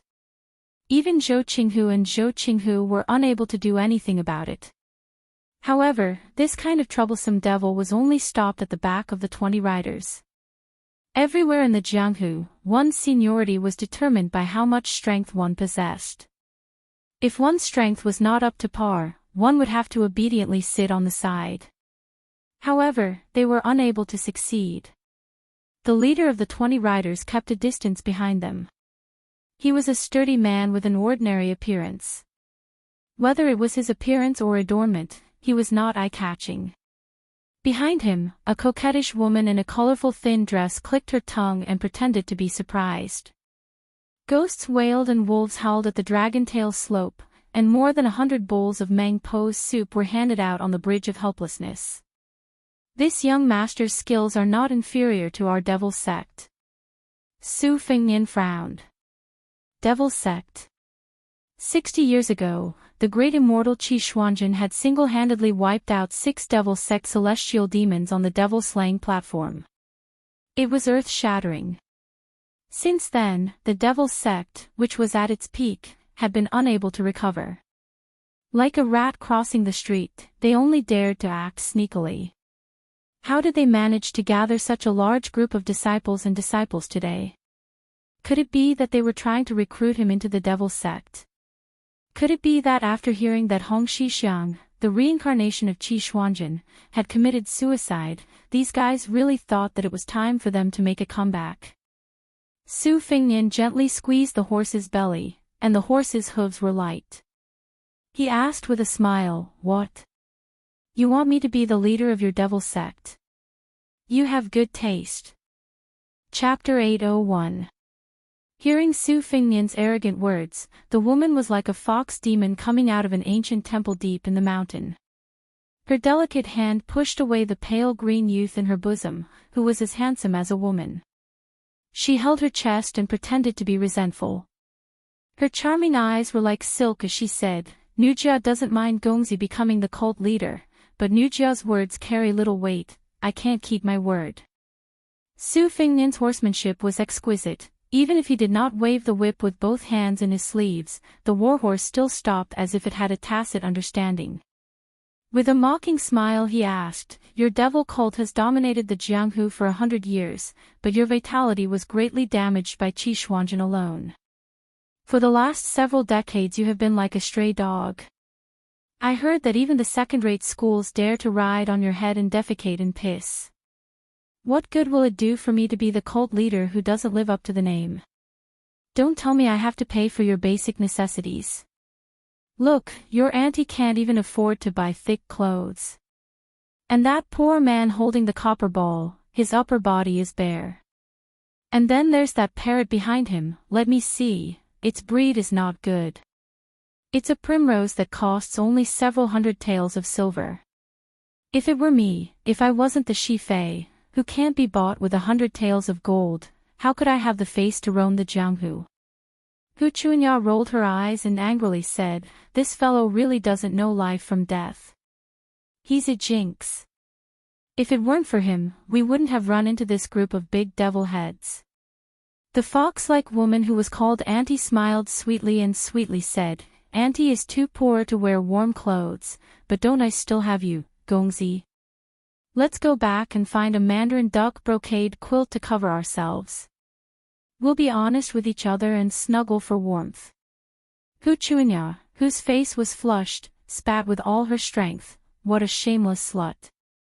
The handsome youth in the woman's bosom seemed to have knocked over a jar of vinegar, but without waiting for him to speak, the plump woman quietly stretched out her hand and dug her nails into his cheek. The pain was so severe that he immediately kept quiet out of fear. The woman was looking at Su Fengnian with a face full of spring, but as soon as she turned her gaze, she quickly turned to glare at the young girl Hu Chunya with a cold murderous intent. She lifted her sleeves and rolled up a strand of hair on her temples. A beautiful butterfly appeared in front of Hu Chunya's eyes. The young girl was pleasantly surprised, but without thinking, she wanted to grab this adorable plaything with her fingers. However, Shou Qinghu, who was beside her, quickly pulled out his Qinghong sword and slashed the butterfly into 2 halves. However, the butterfly that should have died did not fall to the ground. Instead, one died and the other 2 came back to life, turning into two butterflies that fluttered their wings and pounced towards the young girl. Only now did Hu Chunya realize the severity of the situation and hurriedly reined in the horse to retreat. Zhou Qinghu's expression was grave, he changed from slashing to slapping. The sword collided with the butterfly, unexpectedly producing two muffled, peng sounds. The butterfly did not die, it bounced back several feet and leisurely returned. The woman laughed so hard that her chest shook violently. She looked more and more like a fox spirit that had cultivated into a spirit.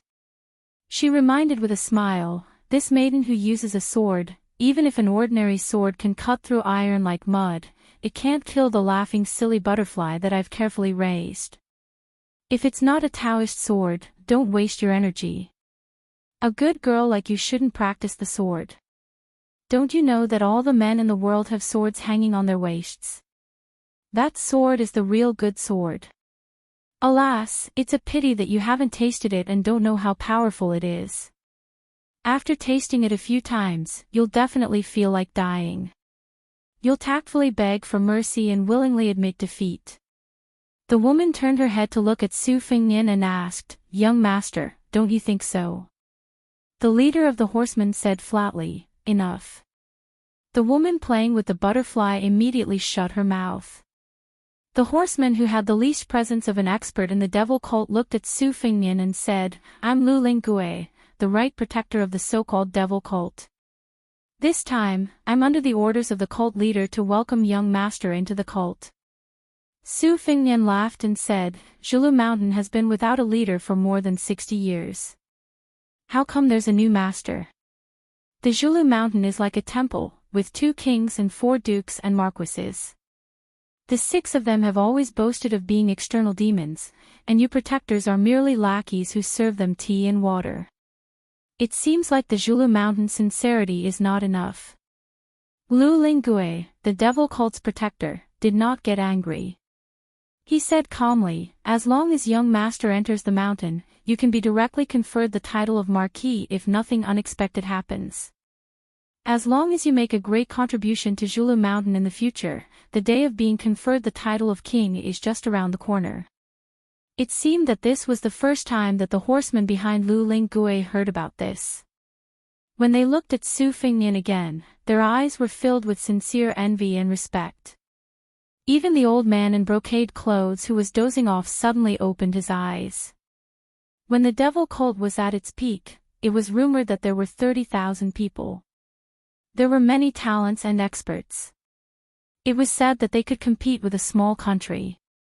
The Jianghu 60 years ago was the history of the righteous faction fighting with Zhulu Mountain to the death. Almost 70 to 80% of the Wulian Alliance chiefs in history died in the hands of the devil cult. After one died, another was elected, one after another. Later, this popular position became a chicken rib that all the Jianghu people knew well. Chao Chengxing's drunken shouting and taking off his boots, Li Chuangong's sword, Dong Tai's donkey riding to see the world, and Wang Xianji's second in the world. These outstanding figures gave the younger generation the feeling that there were so many beauties in Jianghu. Every time they thought about it, their minds would waver. As for the big and small demons involved with Zhulu Mountain, they seemed to have a lot of bad deeds. They either drank people's hearts and livers, plucked in to nourish young, or killed an entire family with a snap of their fingers. This was especially true for the past leaders of Zhulu Mountain and the 6 sky demons. It seemed that it wasn't enough to dominate Jianghu. They also wanted to conquer the world. When the Central Plains lost the deer, all the heroes in the world would chase after it. This was the meaning of Zhulu Mountain. When Su Shao led the iron horse into Jianghu, the target of his attack was Zhulu Mountain, which was shrouded in clouds and fog. It was said that the mountain had been accumulating gold and silver for hundreds of years. It was so rich that it could rival a country. Unfortunately, the Bailiang cavalry stopped at Dragon Tiger Mountain. Su Fengnian was absent-minded for a while, so the spirit turtle didn't rush him. However, the brute with the bronze ball who was ridiculed by Su Fengnian didn't have the leisure to wait for the cold in the winter. He raised his palm high above his head and lifted the huge bronze ball weighing hundreds of kilograms. He shouted angrily and threw it at the pretty boy with a disgusting smile. The bronze ball was as heavy as a mountain. Yuan Suozong rushed out with an iron spear in his right hand. He waved his left hand and easily knocked away the bronze ball. One man, one horse and one spear galloped forward. The spirit turtle was a little annoyed and didn't care about Yuan Suozong's ability to knock away the heavy bronze ball. But when he rushed forward with a spear in his hand, the spirit turtle became serious. The woman who was playing with butterflies was the first to dodge. Obviously, she didn't want to join in the fun. The spirit turtle wanted to test the white-haired young man's real strength.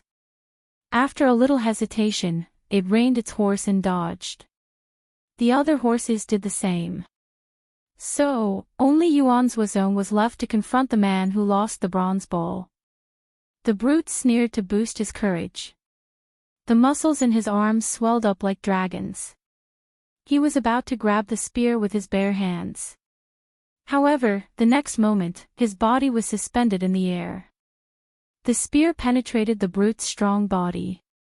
Not only that, but the huge force also knocked him off the horse and lifted him in the air. The strong brute fell to the ground and died. Yuan Suozong with the spear turned his horse around in the encirclement of the demons. No one dared to provoke him. Hu Chunya opened her mouth in horror. That's it. Shouldn't the demons beat the white-haired young man until he was rolling on the ground? Su Zhan's eyes were strange. There was an ancient saying in Jianghu that said 3 parts of the stick technique and 7 parts of the spear. The stick, and the spear were all connected. Generally speaking, the spear was a line, and the circle was wonderful. The stick could hit a large area, and it was like torrential rain. Su Zhan had been immersed in the stick technique for many years. His father's generation was famous in this area. For the casual spear of Yuan Suozong, there was nothing unusual about it. However, Su Zhan knew the meaning of this spear. It was the peak state of the observing skill scripture of his father, Su Dachu. People who practiced martial arts were always confused by the dense and complicated moves in the secret manuals. However, once they crossed the threshold and broke through the paper window, it became easier and easier to understand. There was no need to memorize many words, and there was no need to use hundreds of fancy moves. When a master faced an enemy, life and death were often decided. The living would have a bad reputation, and the dead would be reincarnated. The spirit turtle was indifferent to the dead man. He praised indifferently, "No wonder you are known as the most powerful General Yuan Baixiong on the spring and autumn horse." Yuan Suozong pulled the spear and retreated slowly. He was unparalleled. Even Hu Chunya, a girl who was obsessed with insignificant things, was in a trance. He was so cool and unrestrained. She continued to curse in her heart. It was really a pity that such a valiant hero was actually a servant of someone who only knew how to talk fast. Su Fengnian laughed. "Fortunately, Wang Xiaoping of Wudong is not here. Otherwise, none of you can leave." As he spoke, a middle-aged Taoist with a brand-new peachwood sword appeared behind the 20 riders.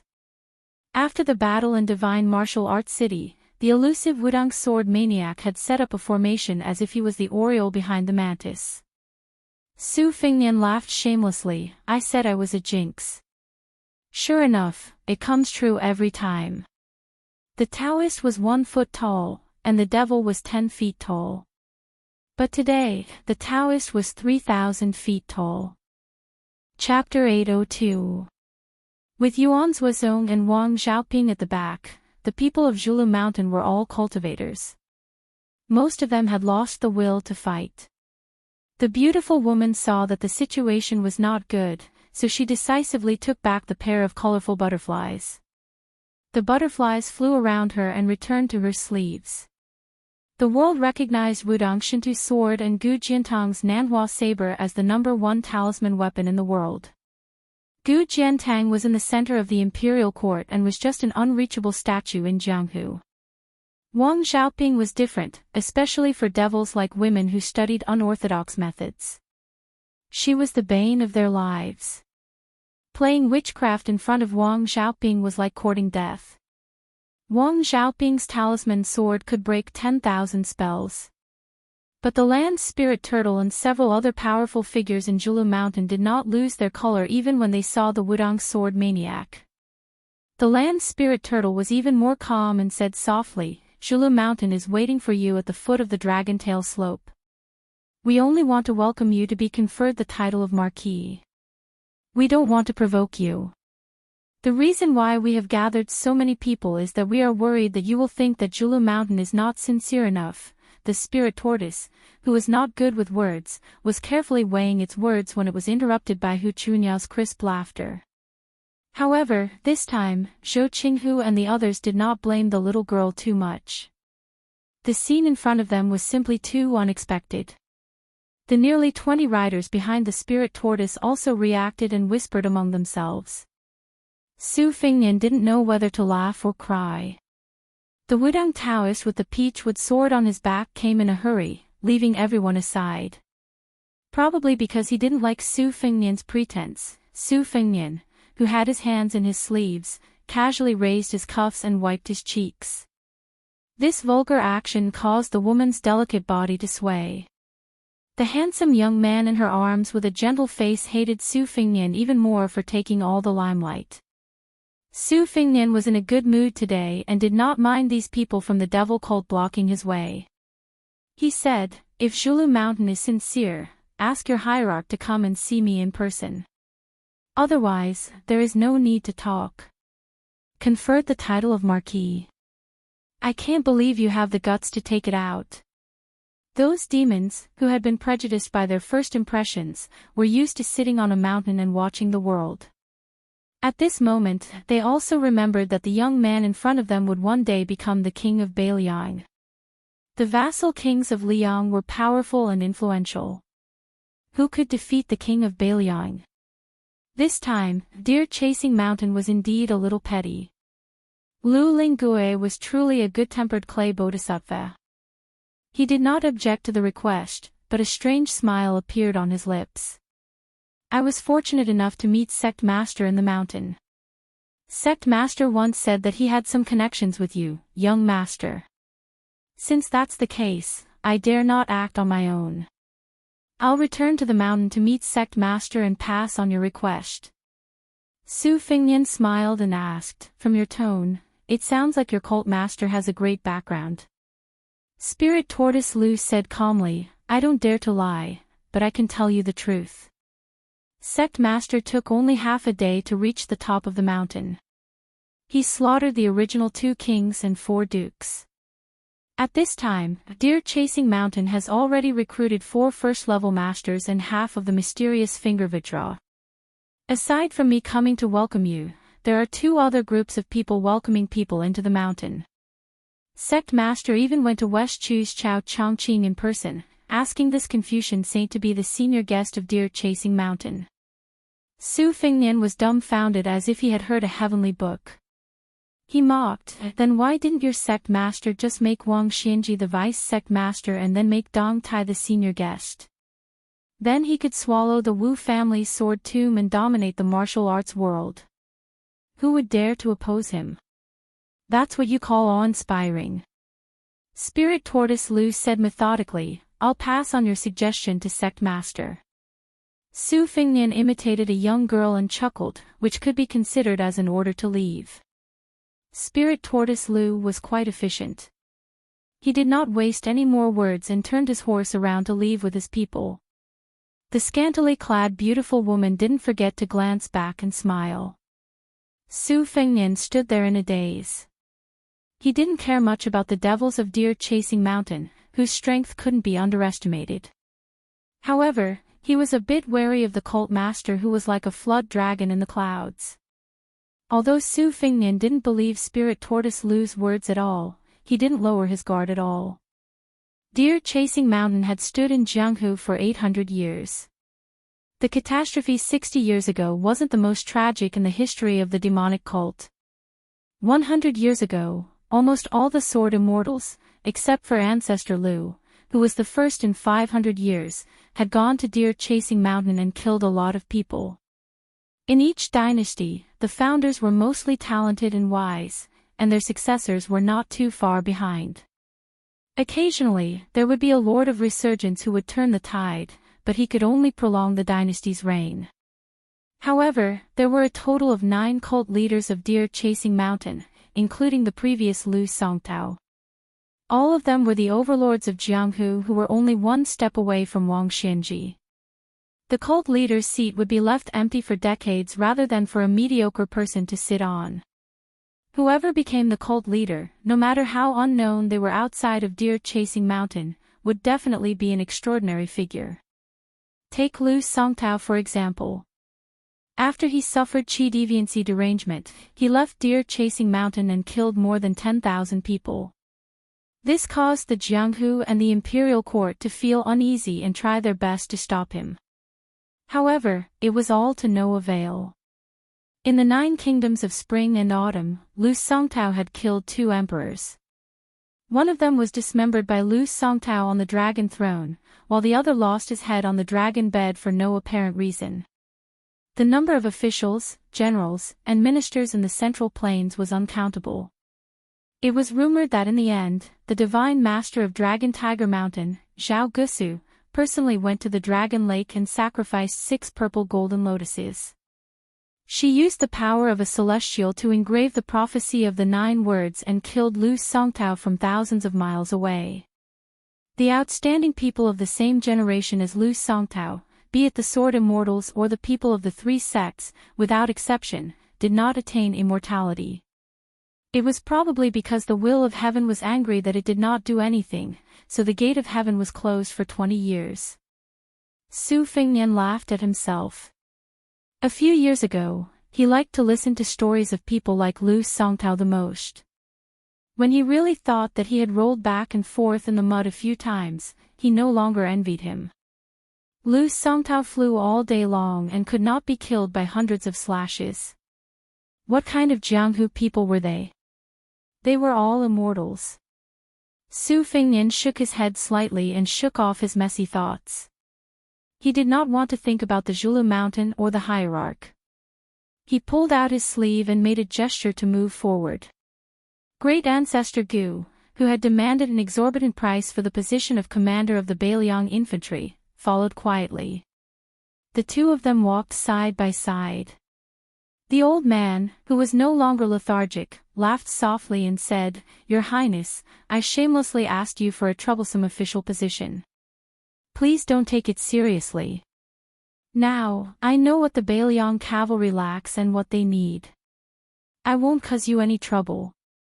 Su Fengnian did not puff himself up at his own cost. He nodded and said, "Previously, I let the Huaihua Great General Zhong Hongwu take off his armor and return home. My actions were not honorable. It would not be easy to immediately make a move on Yan Wenwan, even if Su Shao personally made a move, let alone me. But please rest assured, General Gu. The position of the deputy commander of the infantry will definitely be yours." Great Ancestor Gu laughed and asked, Great Ancestor Gu, have some fame in naval warfare. As the deputy commander of the infantry, aren't you afraid that Yan Wenwan, who has outstanding military achievements, will push you aside and make you lose face? Even you, the one who recommended him, will be disgraced." Su Fengnian shook his head and said, "On the surface, it seems that Yan Wenwan has the right time, place, and people.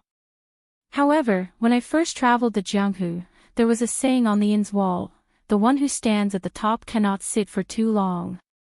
Don't rely on a moment of pride to cover the future.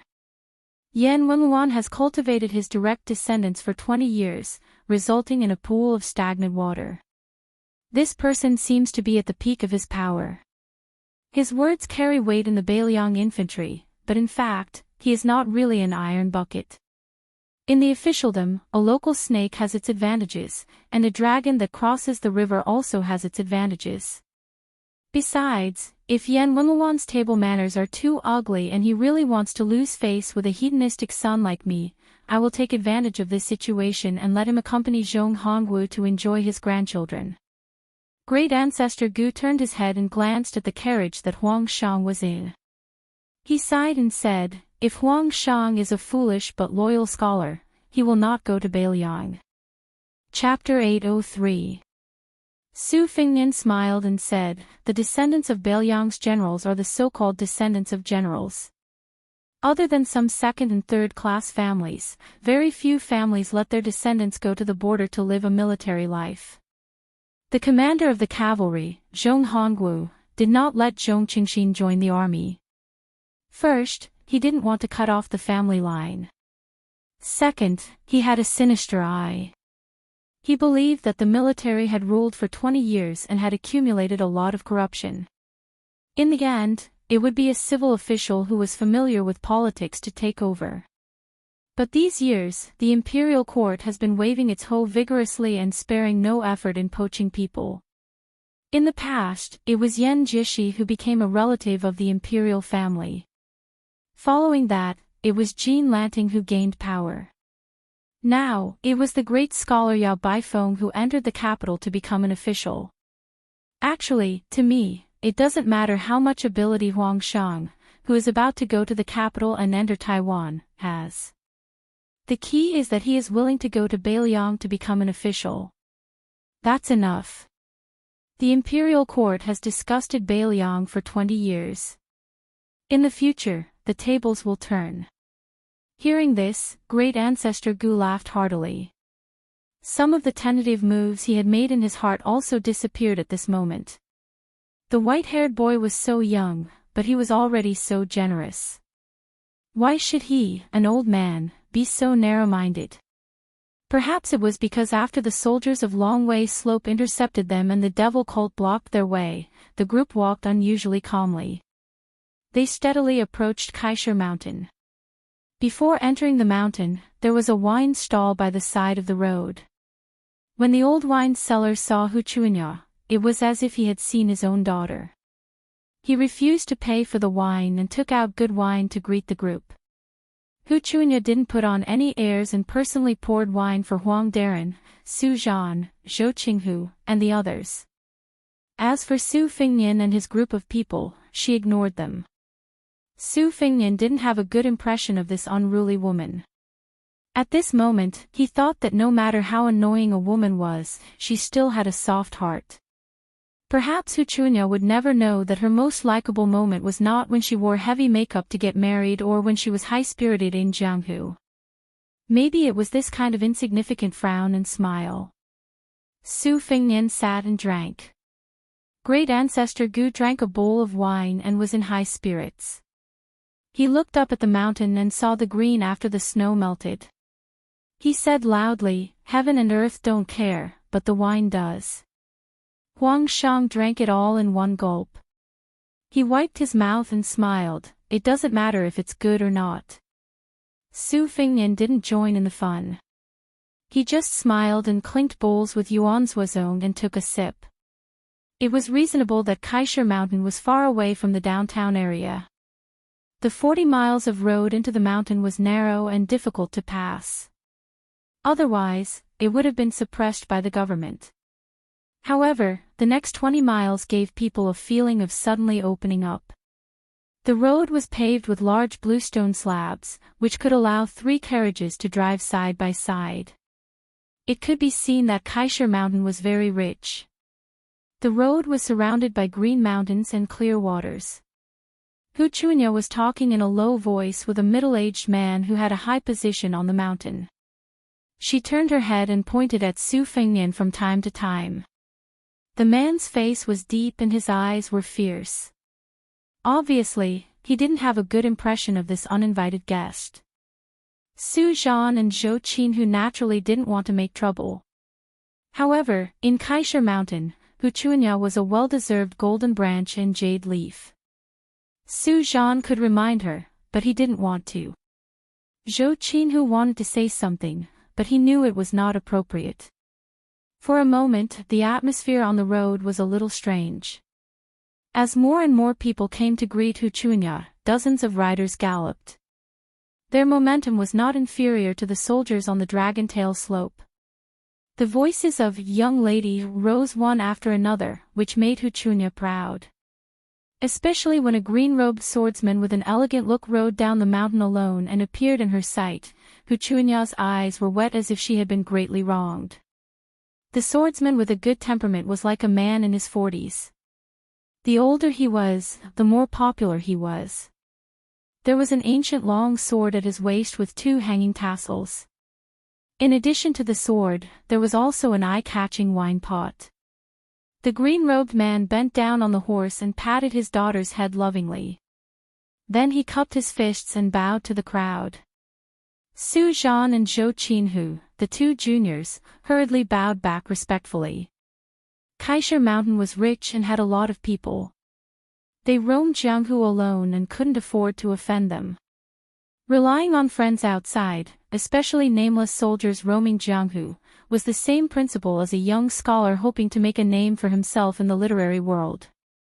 They all paid attention to the fact that many hands picked up firewood to make a name for themselves. It was a blessing to be able to form a good relationship. One's reputation depended on one's own efforts and even more so on the support of seniors. Zhao Hongdan, who had married into Kaisha Mountain, knew his daughter's character. She didn't seem to believe in the slandering words at all. Instead, she paid special attention to Su Qi. When he went up the mountain, he took the initiative to rein in his horse and said gently, "Chuanya is still young. Thanks to young Master Su for taking care of her on this trip. I hope young Master Su can be frank with me on this visit to Kaisha Mountain.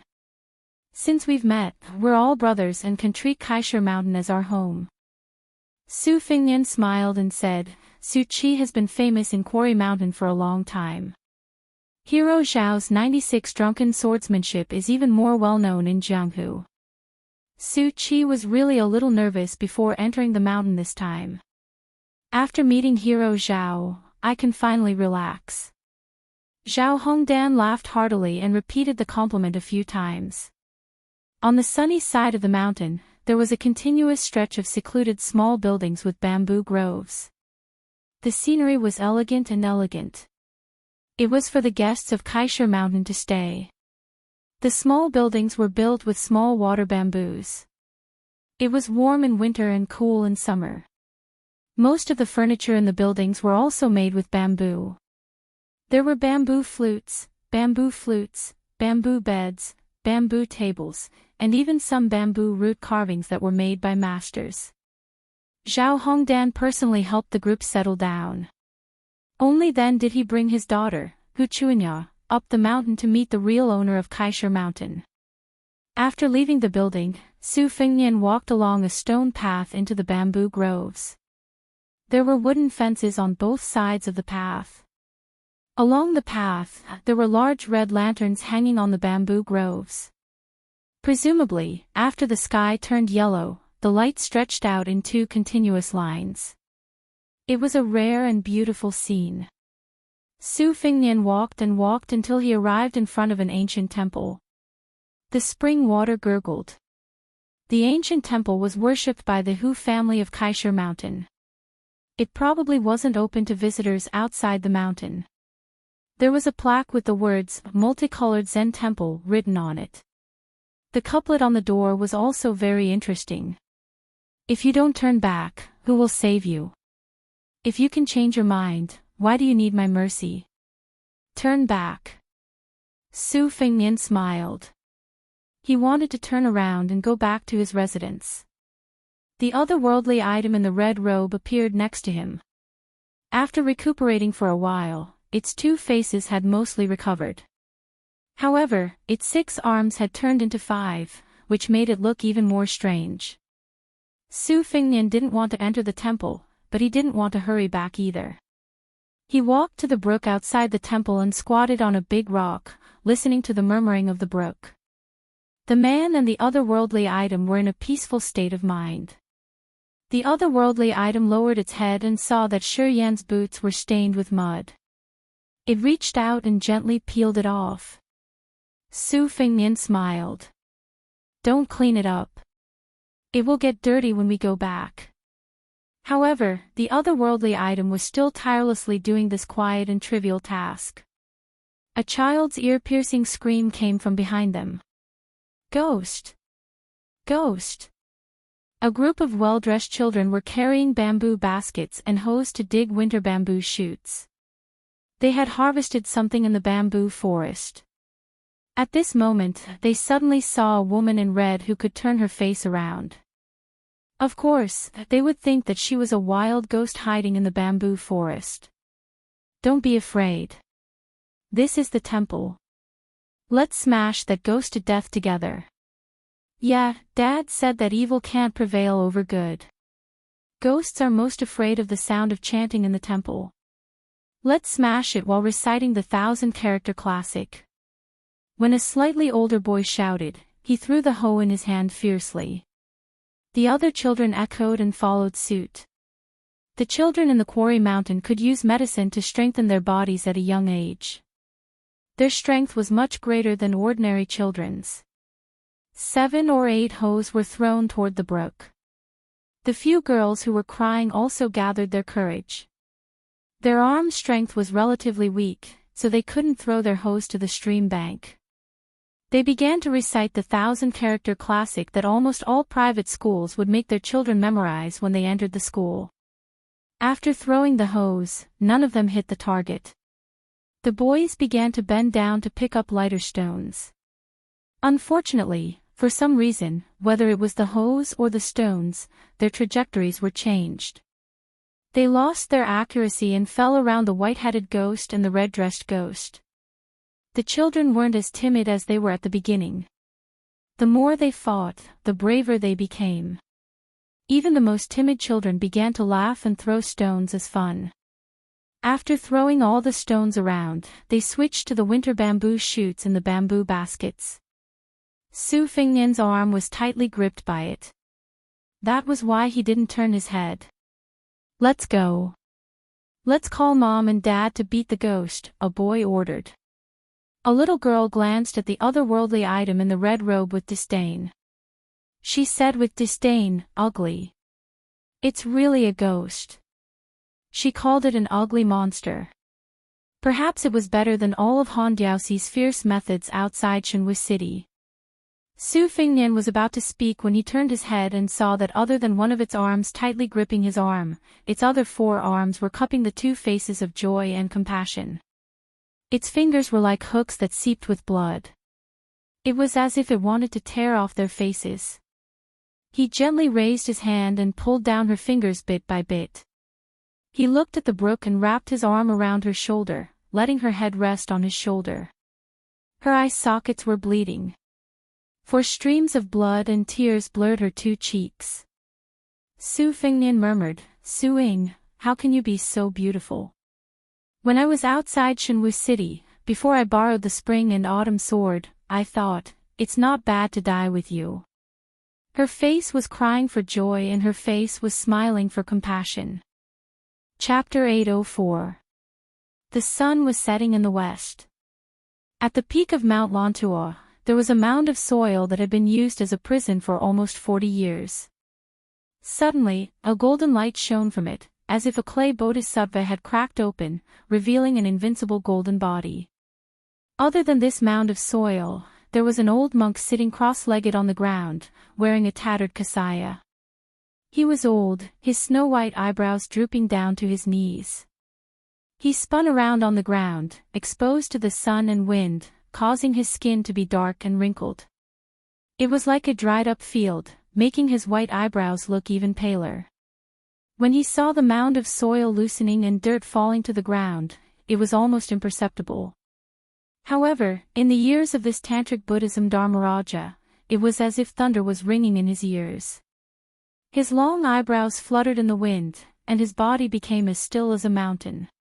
As a great monk of Mount Lantua who claimed to have never lied in his life, he and another senior monk had been taking turns to wait here for more than 20 years. The white-browed old monk stood up and lowered his head submissively.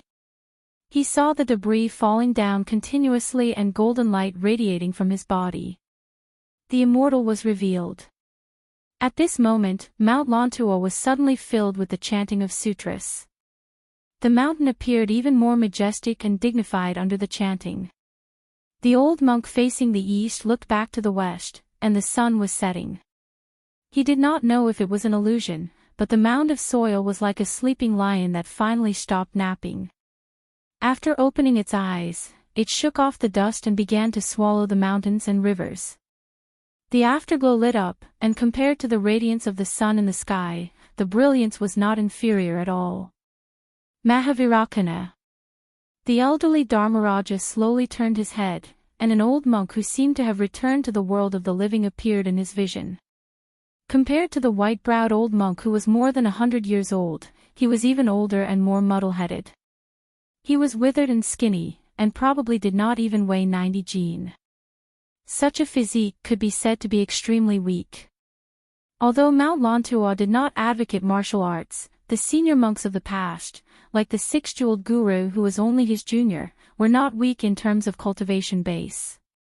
Bodhisattvas lowered their brows in benevolence, and at the same time, they could subdue dragons and elephants.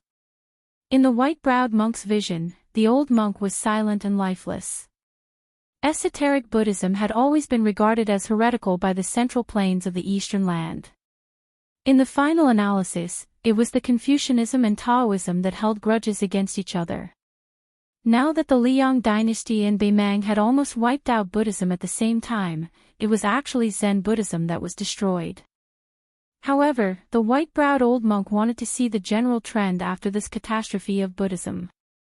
He could not do it himself, so he could only pin his hopes on the pure clean lion in front of him who had made a great vow to not only become Buddha himself but also to make all the people become Buddhas. The withered old monk finally opened his mouth. Before he spoke, he slowly exhaled a mouthful of turbid air like gray smoke. The filth in one's body and mind is like a glass bottle that can be broken with a hammer. But all living beings have a million glass bottles, and the hammer is in the east. The white-browed old monk's expression changed as he clasped his palms together and chanted. From west to east, if I don't enter hell, who will? After saying this, the withered old monk, who was even older than the 100-year-old Dharma king of Mount Lontua, reached out his hand and touched the top of his head. It was as if he had smashed himself with a hammer, dispersing the golden light and illuminating the mountain peak. The white-browed monk's expression was sorrowful. Smashing the glass bottle with a hammer should have allowed one to become Buddha and achieve the supreme Dharmakaya. However, the monk knew that the monk in front of him was not like that at all. Above the west mountain, an unusually bright sun seemed to have lost its support. After the monk's self-empowerment, the sun quickly dimmed and the afterglow disappeared as it hurriedly fell down the mountain. The monk, who had white eyebrows that reached his knees, looked up again and could no longer see the old monk who had been enlightened for 40 years. There was a saying in the two Zen temples that one had an epiphany, but this pause had been rather long. The old monk could only hear the chanting of sutras all over the mountain. He sighed softly. Outside the Iron Gate Pass, an old monk flew across the desert and the Gobi Desert. Once, he stopped to use his fingers as a knife to cut off the flesh of his arm and feed it to the young eagles between the cracks of the mountain wall. Another time, he squatted in the desert and watched the insects swim away. When the dying old monk came to the Kuei Gate, he seemed to be over 10 years younger than before. He stood still outside the Kuei Gate, absent-mindedly and dizzily. Judging by the people who came in and left the Kuei Gate in a hurry, it seemed that they had been here for days and nights. When the warriors of the Kuei Gate prepared to go and ask them some questions, the old monk had already disappeared. There were many dangerous mountains and deep streams in the northern border of western Shu. It was difficult to reach the central plains. An old monk dressed in a monk's robe moved like a swan. He came and went like the wind. He saw mountains and rivers and stepped on them. His withered skin had already begun to glow, like a winter tree in the early spring. However, his eyes were getting more and more dizzy. His kasaya fluttered in the wind. His next step was where he wanted to land. He met a boatman pulling a boat on the shoal. The old monk appeared at the stern of the boat. He stepped into the bone-piercing cold river and listened to the chants of the Shu men. He slowly pushed the boat for 20 miles. Then, he flashed across hundreds of feet in the deep mountains and old forests. With a loud bang, the old monk suddenly stopped. He held a winter bird that he had bumped into with both hands. His palms were badly mutilated. The old monk's eyes were confused. He first came to his senses, then silently grieved. Then, he fell into confusion again and his eyes became unfocused. He stood there for half an hour. During this time, the heavy rain fell on his head, and the snow and frost penetrated his bones. Until one morning, when the sun rose in the east, he suddenly turned around and headed east. He walked for thousands of miles through the yellow sand. He passed by the pool of Jin City, the ditch of Chien Sun, and the narrow path before he finally set foot on the central plains. He took shelter under the wall of a small town and watched people walk with umbrellas. He watched people wash their clothes by the stream that was not higher than his knees. He listened to the night watchman sound under the moon and stars, and he met frozen bones on the roadside in the ancient capital of the famous city. One day, the old monk, who was only 60 years old, saw a single word on a lonely grave in the wilderness. He didn't know why, but after traveling for thousands of miles and seeing thousands of people, he had already forgotten who he was, where he was going, and who he was seeing. The old monk continued to travel east in a daze. One day, he came to a green mountain. The wind shook the pine forest, and the sound was like waves. Using his mind, he floated up to an ancient pine and looked into the distance. He listened to the sound of the pine trees. After a full 10 minutes, he said hoarsely, "Pine trees." He firmly remembered the word Lu. In addition, at this moment, the pine trees were like drums. The old monk was no longer old. He looked like a middle-aged man in his 40s. To this monk from Mount Lontua who had traveled 10,000 miles to the east and forgotten the past, he was indeed not confused at this moment. He smiled and said, "Lu Songtao." Jianghu soon learned that a young crazy monk had come to the western regions. He traveled east, and his mouth seemed to be singing and reciting. Wherever he passed, he would suddenly kill anyone he did not agree with. Suddenly, he would instruct others to pass on the Dharma. On the boundless plain, young monks who seemed to be in their 20s were singing loudly and riding the wind. It was still the same useless song that had begun to spread across the central plains. Heaven and earth are useless, they are not worthy of my attention. The sun and moon are useless, they cannot exist together. Kunlun is useless, if it does not come, then it is me. Compassion is useless, I am sanctimonious. Peace is useless, my sleeves are empty. The great river is useless, it goes east and never returns. Wind and snow are useless, they cannot fill one's stomach. Grass is useless, it withers with each passing year. Meditation is useless, how can one become a Buddha? The young monk who was swaggering forward suddenly stopped and looked into the distance as if he was looking at the scenery hundreds of miles away. He held his belly and laughed loudly. A series of loud laughter suddenly resounded between heaven and earth. He did not restrain his laughter. The tattered kasaya on his body began to flutter. Wherever he passed, there was no trace of him. He tore a gully in the ground. The young monk sprinted for 600 miles. He broke walls, entered forests, and jumped mountains. Finally, he collided with a white-robed monk who was also sprinting from 600 miles away. The ground within a radius of 3 miles instantly sank into a huge round pit. After the collision, the young monk paused for a moment and then continued to run forward like a river flowing east. He was still laughing. The emperor is useless, it is only 100 years. The king of hell is useless, he envies me for being free. Immortals are useless, all mortals laugh. The sun rises in the east and sets in the west. Where am I going? Who in the world could block the path of this young crazy monk? Dong Tai had already gone to the sea to visit immortals. Xiao Chongqing was determined to restore his country. Could it be Wang Xianji in the martial emperor city? The world did not know that there was a mountain between the crazy monk and Wang Xianji. On the main peak of Mount Julu, there were 3,000 white jade steps. A white-robed devil who had just entered Mount Julu was looking down at the world. There were 2 big spiritual energy fish, one red and one green. They looked like carps but were not carps. They looked like dragons but were not dragons. The fish's whiskers were extremely slender. The fish floated in the air as if they were swimming. They swam around the white-robed man mysteriously. Besides the 2 strange creatures beside the white-robed man, there were 2 men of different ages near the steps. One of them was standing and the other was sitting. The younger one was less than 30 years old. He was short and had a dull look on his face. He sat on the steps and looked at the mountain scenery with his hand supporting his cheeks. The older one was about 40 years old. He carried a long cloth bag with a broken spear inside. The middle-aged man asked softly, "Sect Master, let Deng Mao stop that monk from the west." It was Bei Mang's words. The white-robed man asked calmly, "Can you stop Tuoba?"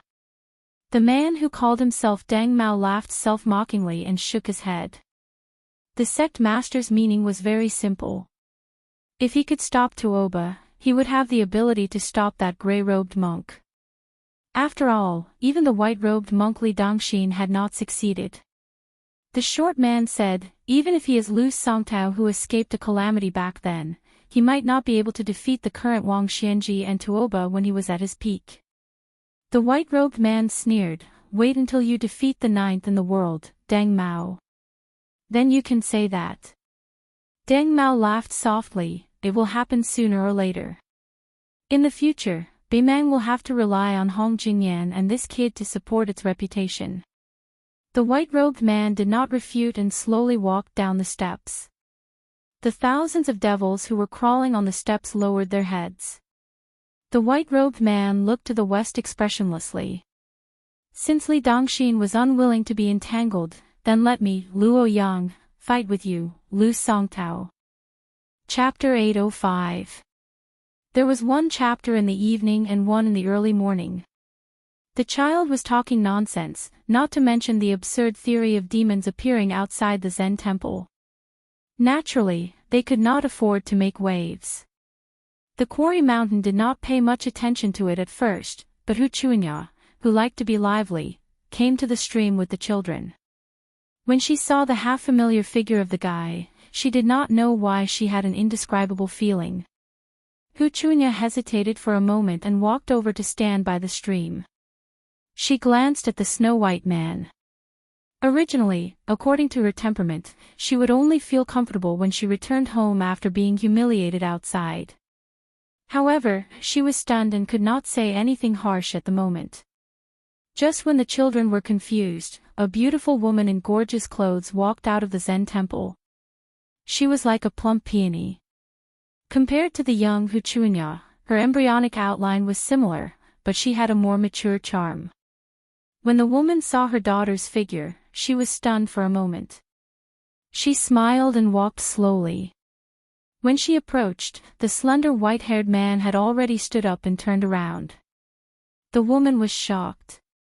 She thought that it was an old guest of the quarry mountain, but she did not expect it to be such a handsome and romantic young man. Especially the pair of red phoenix eyes. The woman praised in her heart, "This thing can capture a woman's heart the best." She calmed herself down and was about to tease her daughter, but the young man had already introduced himself. He treated people well and spoke frankly. The woman thought that her taste was not bad and thought that if she could let this young man marry into the quarry mountain, it would not be a bad treatment for Hu Chunya. After chatting for a while, the woman looked at Hu Chunya like a mother-in-law looking at a son-in-law, which made Hu Chunya very embarrassed. She tried to persuade her mother to go up the mountain. However, the woman kept looking back and chatting with the handsome young man, asking him to go up the mountain to enjoy the scenery when he was free tomorrow. The young man agreed. When the mother and daughter almost disappeared from his sight, he went down the mountain to his residence. Coincidentally, the woman turned her head and looked at each other. He smiled and waved his hand. The woman who had been eating vegetarian food and reciting Buddha in the Zen temple turned her head and asked in a low voice, "Chunya, what is the background of this Su Chi?" Hu Chunya rambled on about the two disturbances at Long Way Slope. The woman laughed bitterly, laughing at herself for having the thought of letting him marry into her family. She sighed and said, "Then he is not an ordinary son of a general's family. The temple on Kaishar Mountain is too small to keep him." Hu Chunya said angrily, "Why should I keep him? If it were not for Sister Zhou's face, I would not let him go up the mountain to eat and drink." The woman stretched out her finger and poked her daughter's forehead. She teased, "No one knows a daughter better than a mother. Why are you still pretending to be a tigress in front of your mother? Don't look at how crazy you are now. Mother knows that when you get married in the future, you will definitely be a good wife and mother." Hu Chunya held her mother's arm and giggled like a spoiled child. She asked curiously, "How did mother know that Guy is a general's son?" The woman was Hu Jingxia, the famous fierce woman of the Quarry Mountain. She said softly, "This young man has the same momentum as your grandfather. He must be a man who has rolled in blood and bones. Even if the government officials are polite to you on the surface and arrogant in their bones, they are not like this. Moreover, you said that this man killed more than 100 Iron Hut soldiers on the Dragontail Slope. You must know that in the Liang Imperial Palace, the civil and military officials have always minded their own business. If there is no big shot from the military in their family, they would not dare to be so bold. Otherwise, even if you are the legitimate grandson of the Minister of the Six Ministries, you would not act so domineeringly.